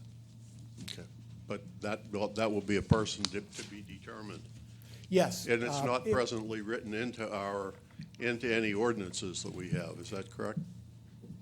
The ordinances, it's the town, as well as everybody in Pennsylvania, is obligated to follow what's called the Uniform Construction Code. And the Uniform Construction Code has generally adopted the International Building Code. This regulation that you're asking about is not part of that. However, when you have these special types of construction, there is a requirement for special inspections, and those special inspections are written into the building code. Okay. And that requirement is written into the building code. Okay. Now, Mr. Hoffman, I have a couple questions that relate to, that I think Mr. Betty would be the appropriate one to answer. May I ask those? That relate to this same sort of issue, with regard to this business, So may I ask? And we'll decide who answers it. Okay, yeah. Mr. Betty, I noticed, I No, read. address it to the chair. I'm sorry. The township ordinance, which exists and I have read, says that it is a summary offense to fire a firearm within the ordinance, within the town of McCandless, except under certain circumstances. And one is where there is a firearm within a firearm range. One of the exceptions is within a firearm range that has an operating permit. That operating permit is to be issued by the chief of police, and the chief of police is not given any standards for the issuance of that permit. He's not given any standards. It is to the satisfaction of the chief. And one of the comments that I have to make to council is that I'm of course a retired lawyer, and one of the things that is necessary is for a public official to have standards by which the authority that he is given to issue a permit, for instance, is to be exercised. Here there are no standards. It states that the statute was written in 1961, and it's not surprising that it said it then. But I'm telling you that to my knowledge of the law, that would not pass muster at this time. That is the standard for the issuance of a permit, which Mr. Rosenberg will have to get every year. It's only going to cost him $5, but he's going to have to get it. And therefore, that is one of the arguments that I wanted to raise with council tonight, and one reason I came. I'd like to respond to that. That's what I was going Yeah, to say. if I could. The Alcohol, Tobacco, and Firearms Bureau is the one that has to issue the license for this. And I haven't gone back and looked at everything, but that was back in the 1960s. I think this is superseded. And they're going to be subject to the jurisdiction of ATF. They're going to be subject to their record-keeping requirements. They're going to be subject to inspections. So I think ATF is going to take over responsibility. Okay, for Mr. this. Rees, I was a federal prosecutor for 25 years, and I'm very familiar with ATF. Okay. And I'm very familiar with what they do. And I can tell you that they are a reactive agency. That is, they do not go out and actively look for these things. They, in fact, what they do is react to situations that occur that cause them to have to go out after the horse is out of the barn. And then the reasons why all have to be ascertained. And therefore, I don't think the suggestion is adequate, that they will be somehow involved in regular inspection or regular approvals and permits of these places. They have to issue the license. This is a requirement under our ordinance of the chief of police, not ATF in any event. And what I would suggest is that there needs to be a change in our ordinance that needs to be fully considered and discussed about how approvals of such things that are a recent development, like indoor firing ranges, are to be regulated within this township. Well, it's my understanding, though, that they are going to be subject to the licensing of the ATF. The They federal can't firearms operate without licensing, that. absolutely. I mean, whether ATF enforces it, I can't make them do that. But No. we will certainly look at it. We'll certainly look at Okay. it. And that answered that question. Okay? And And then I did have one other question that also relates to our ordinance. your 5 minutes are up.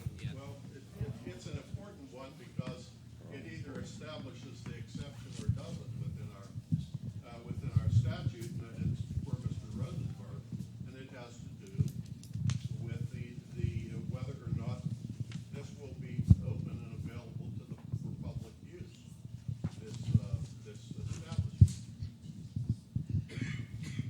Am I being asked the question? I guess you can answer that, Sam. As I mentioned in my comments, there will be a variety of memberships. The concern is that, I don't want to be perceived as just a private club because that type of exclusivity is not congruent with the inclusiveness of our establishment. People will be welcome to come in off the street, but they're probably going to have some level of membership in order to shoot, even if it's for a day. What would be the minimum level of membership? I'm not going to engage in that level of discussion only because I don't want to go through our membership schedule right now because it's not fully formed. Here's the reason I ask. Our ordinance establishes the exception for discharging firearms by members of a club or group. Mm-hmm.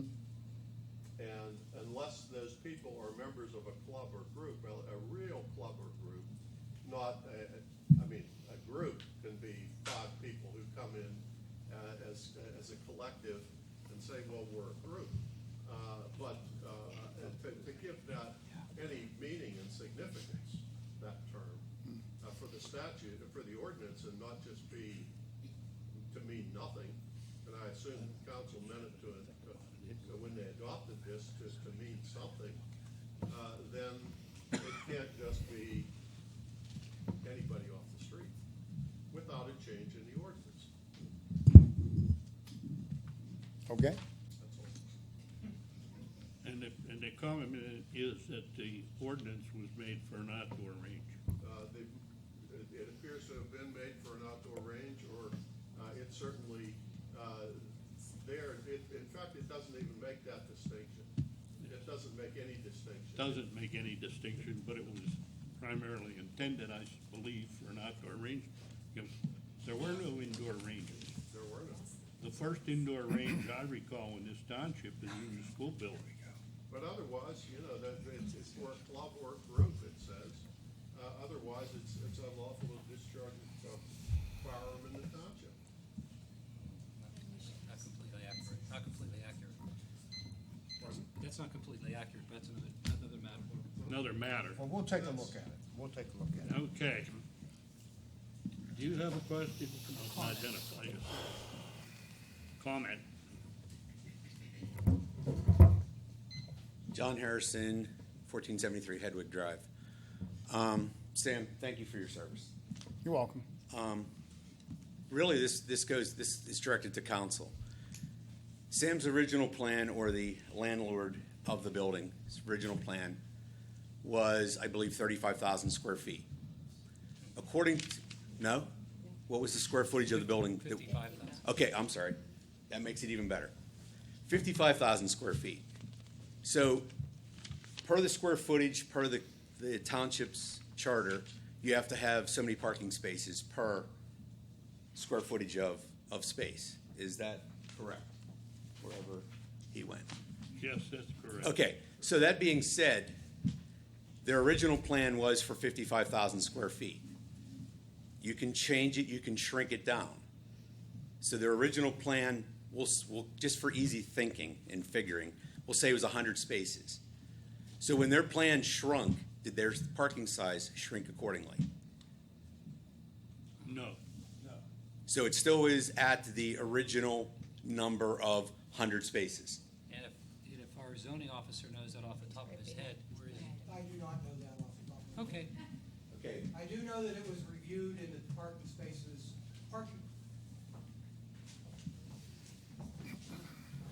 Oh, yeah, sure. I do know that the plan was reviewed and the parking spaces were adequate for the size of the building.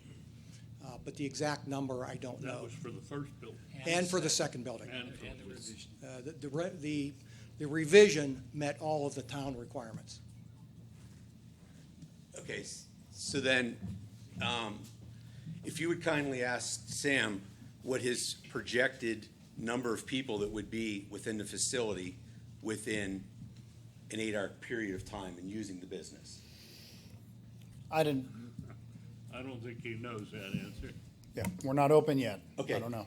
All right, so then your facility obviously has okay, what's the occupancy permit going to say for the facility? Because that one leads into the other. So, where'd he go again? Okay, keep this, okay. He's What right is over what there. is the occupancy permit going to be that's issued for the facility? It would be based on the building permit, it's based on exiting requirements, and I don't know the answer to that. I'm not the plan reviewer. Okay, so, but basically that rolls into There will be a limit set.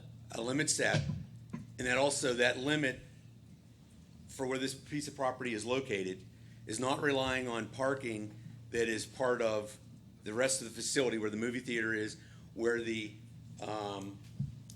hotel is, and every other piece of property there. Basically the parking will be pertained to that specific piece of property. When we reviewed that plan, that, unlike the rest of the plan, was standalone. Okay, so we actually have a chance of getting the right number of parking spaces for the facility. And I'm actually looking at, this is for you, because if you don't have enough parking spaces, you have a problem. And if there's anybody that's on council that disagrees, go up to the place that's right up the street at 7 o'clock at night when on a weekend and tell me you don't have to walk 6 blocks to go and find a parking space, or drive up and down the aisles to find a parking space. I had to do that tonight. Okay.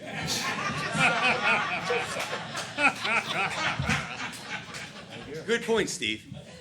So that being said, I just want to make sure that what we're putting into place, we're preparing for. Right. And the thing is, if you put the parking spaces in, hopefully we're putting in the adequate drainage control. Because we all live in the North Hills, we all know what's been happening, we all know what's going on weather-wise. So the building size shrunk, but my understanding is the building size footprint didn't really change much.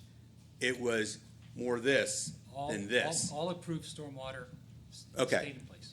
So just as long as we're thinking through on that, so that we're not having a McKnight Road incident, or the Rave Theater, or where the theater property is, that seems to flood more now than it's ever has. And I've lived in the township since 2001, and I've seen more times in the last 2 years than I have in the last 10 years. Thank you. That's Perfect fine. timing. Okay, is there no other comments? You have a comment?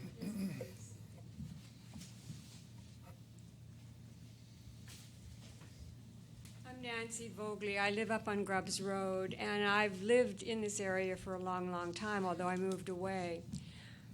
I would ask you to think about what you're planning for this community. You built McCandless Crossing, and what plan do you have for it? I understand it to be a restaurant area, an entertainment area. You have new people coming in here from other parts of the United States. This community is changing. It's no longer farmers, it's no longer hunters. There is still that basic community here, but you have new people coming in from Asia, from India, from California. You have Silicon Valley people coming in, and they don't really have this gun mentality that exists in Western Pennsylvania. And if you're planning this as recreation, but you're disguising it as education, that's something I think that you people need to think about. Because if I were a mother moving in here with a young family, I would be concerned that you've got that kind of a business here. Thank you. I'd like to make a comment. Do you mind? Go ahead, Sam. You know, when we teach personal security, one of the first things we teach is situational awareness. Situational awareness, in a very simple way of thinking about it, is how to recognize danger, usually from the nonverbal indicators that people, may intend to do you harm. And, with a lot of people, we have to try and teach them how to trust their intuition and sort of teach them to trust themselves, that they can recognize these signs. And the problem is with other people, there's a concept of implicit bias at work. And, implicit bias is kind of roughly defined as, the kind of conditioning through experiences or education that they've had that means that they're influenced on a subconscious level to make decisions. So the idea is that crossing the street when there's a kid wearing a hoodie, without any other information that they may actually be dangerous, is the type of implicit bias that we're all kind of familiar with. People call that profiling, but call it what you will. It's not helpful for security, and it's never helpful in terms, it's never nice. I had a story one time. I remember when I was thinking about this whole situation with this not in my backyard, not in my town kind of mentality. In 1997, I remember this very clearly. I had just started doing personal security training, and I was training at a private club. I was invited to teach a seminar. And when the member of this private club was walking me back to the conference center, he turned to me with a smirk, and he said, it wasn't that long ago that we didn't even let Jews in this place.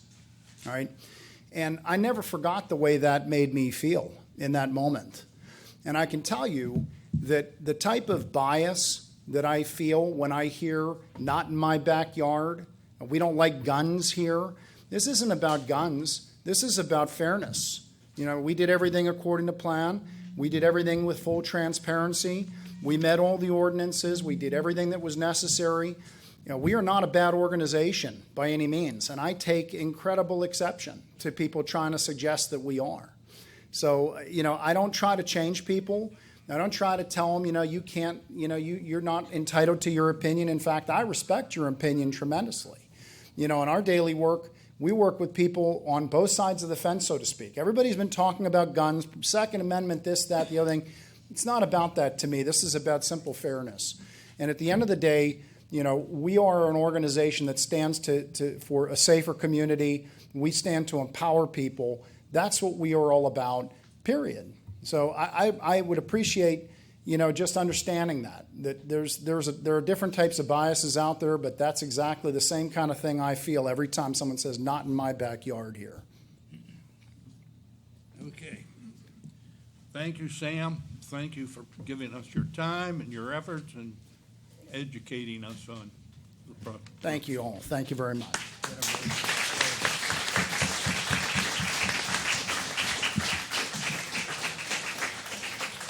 We have to move to item number 10.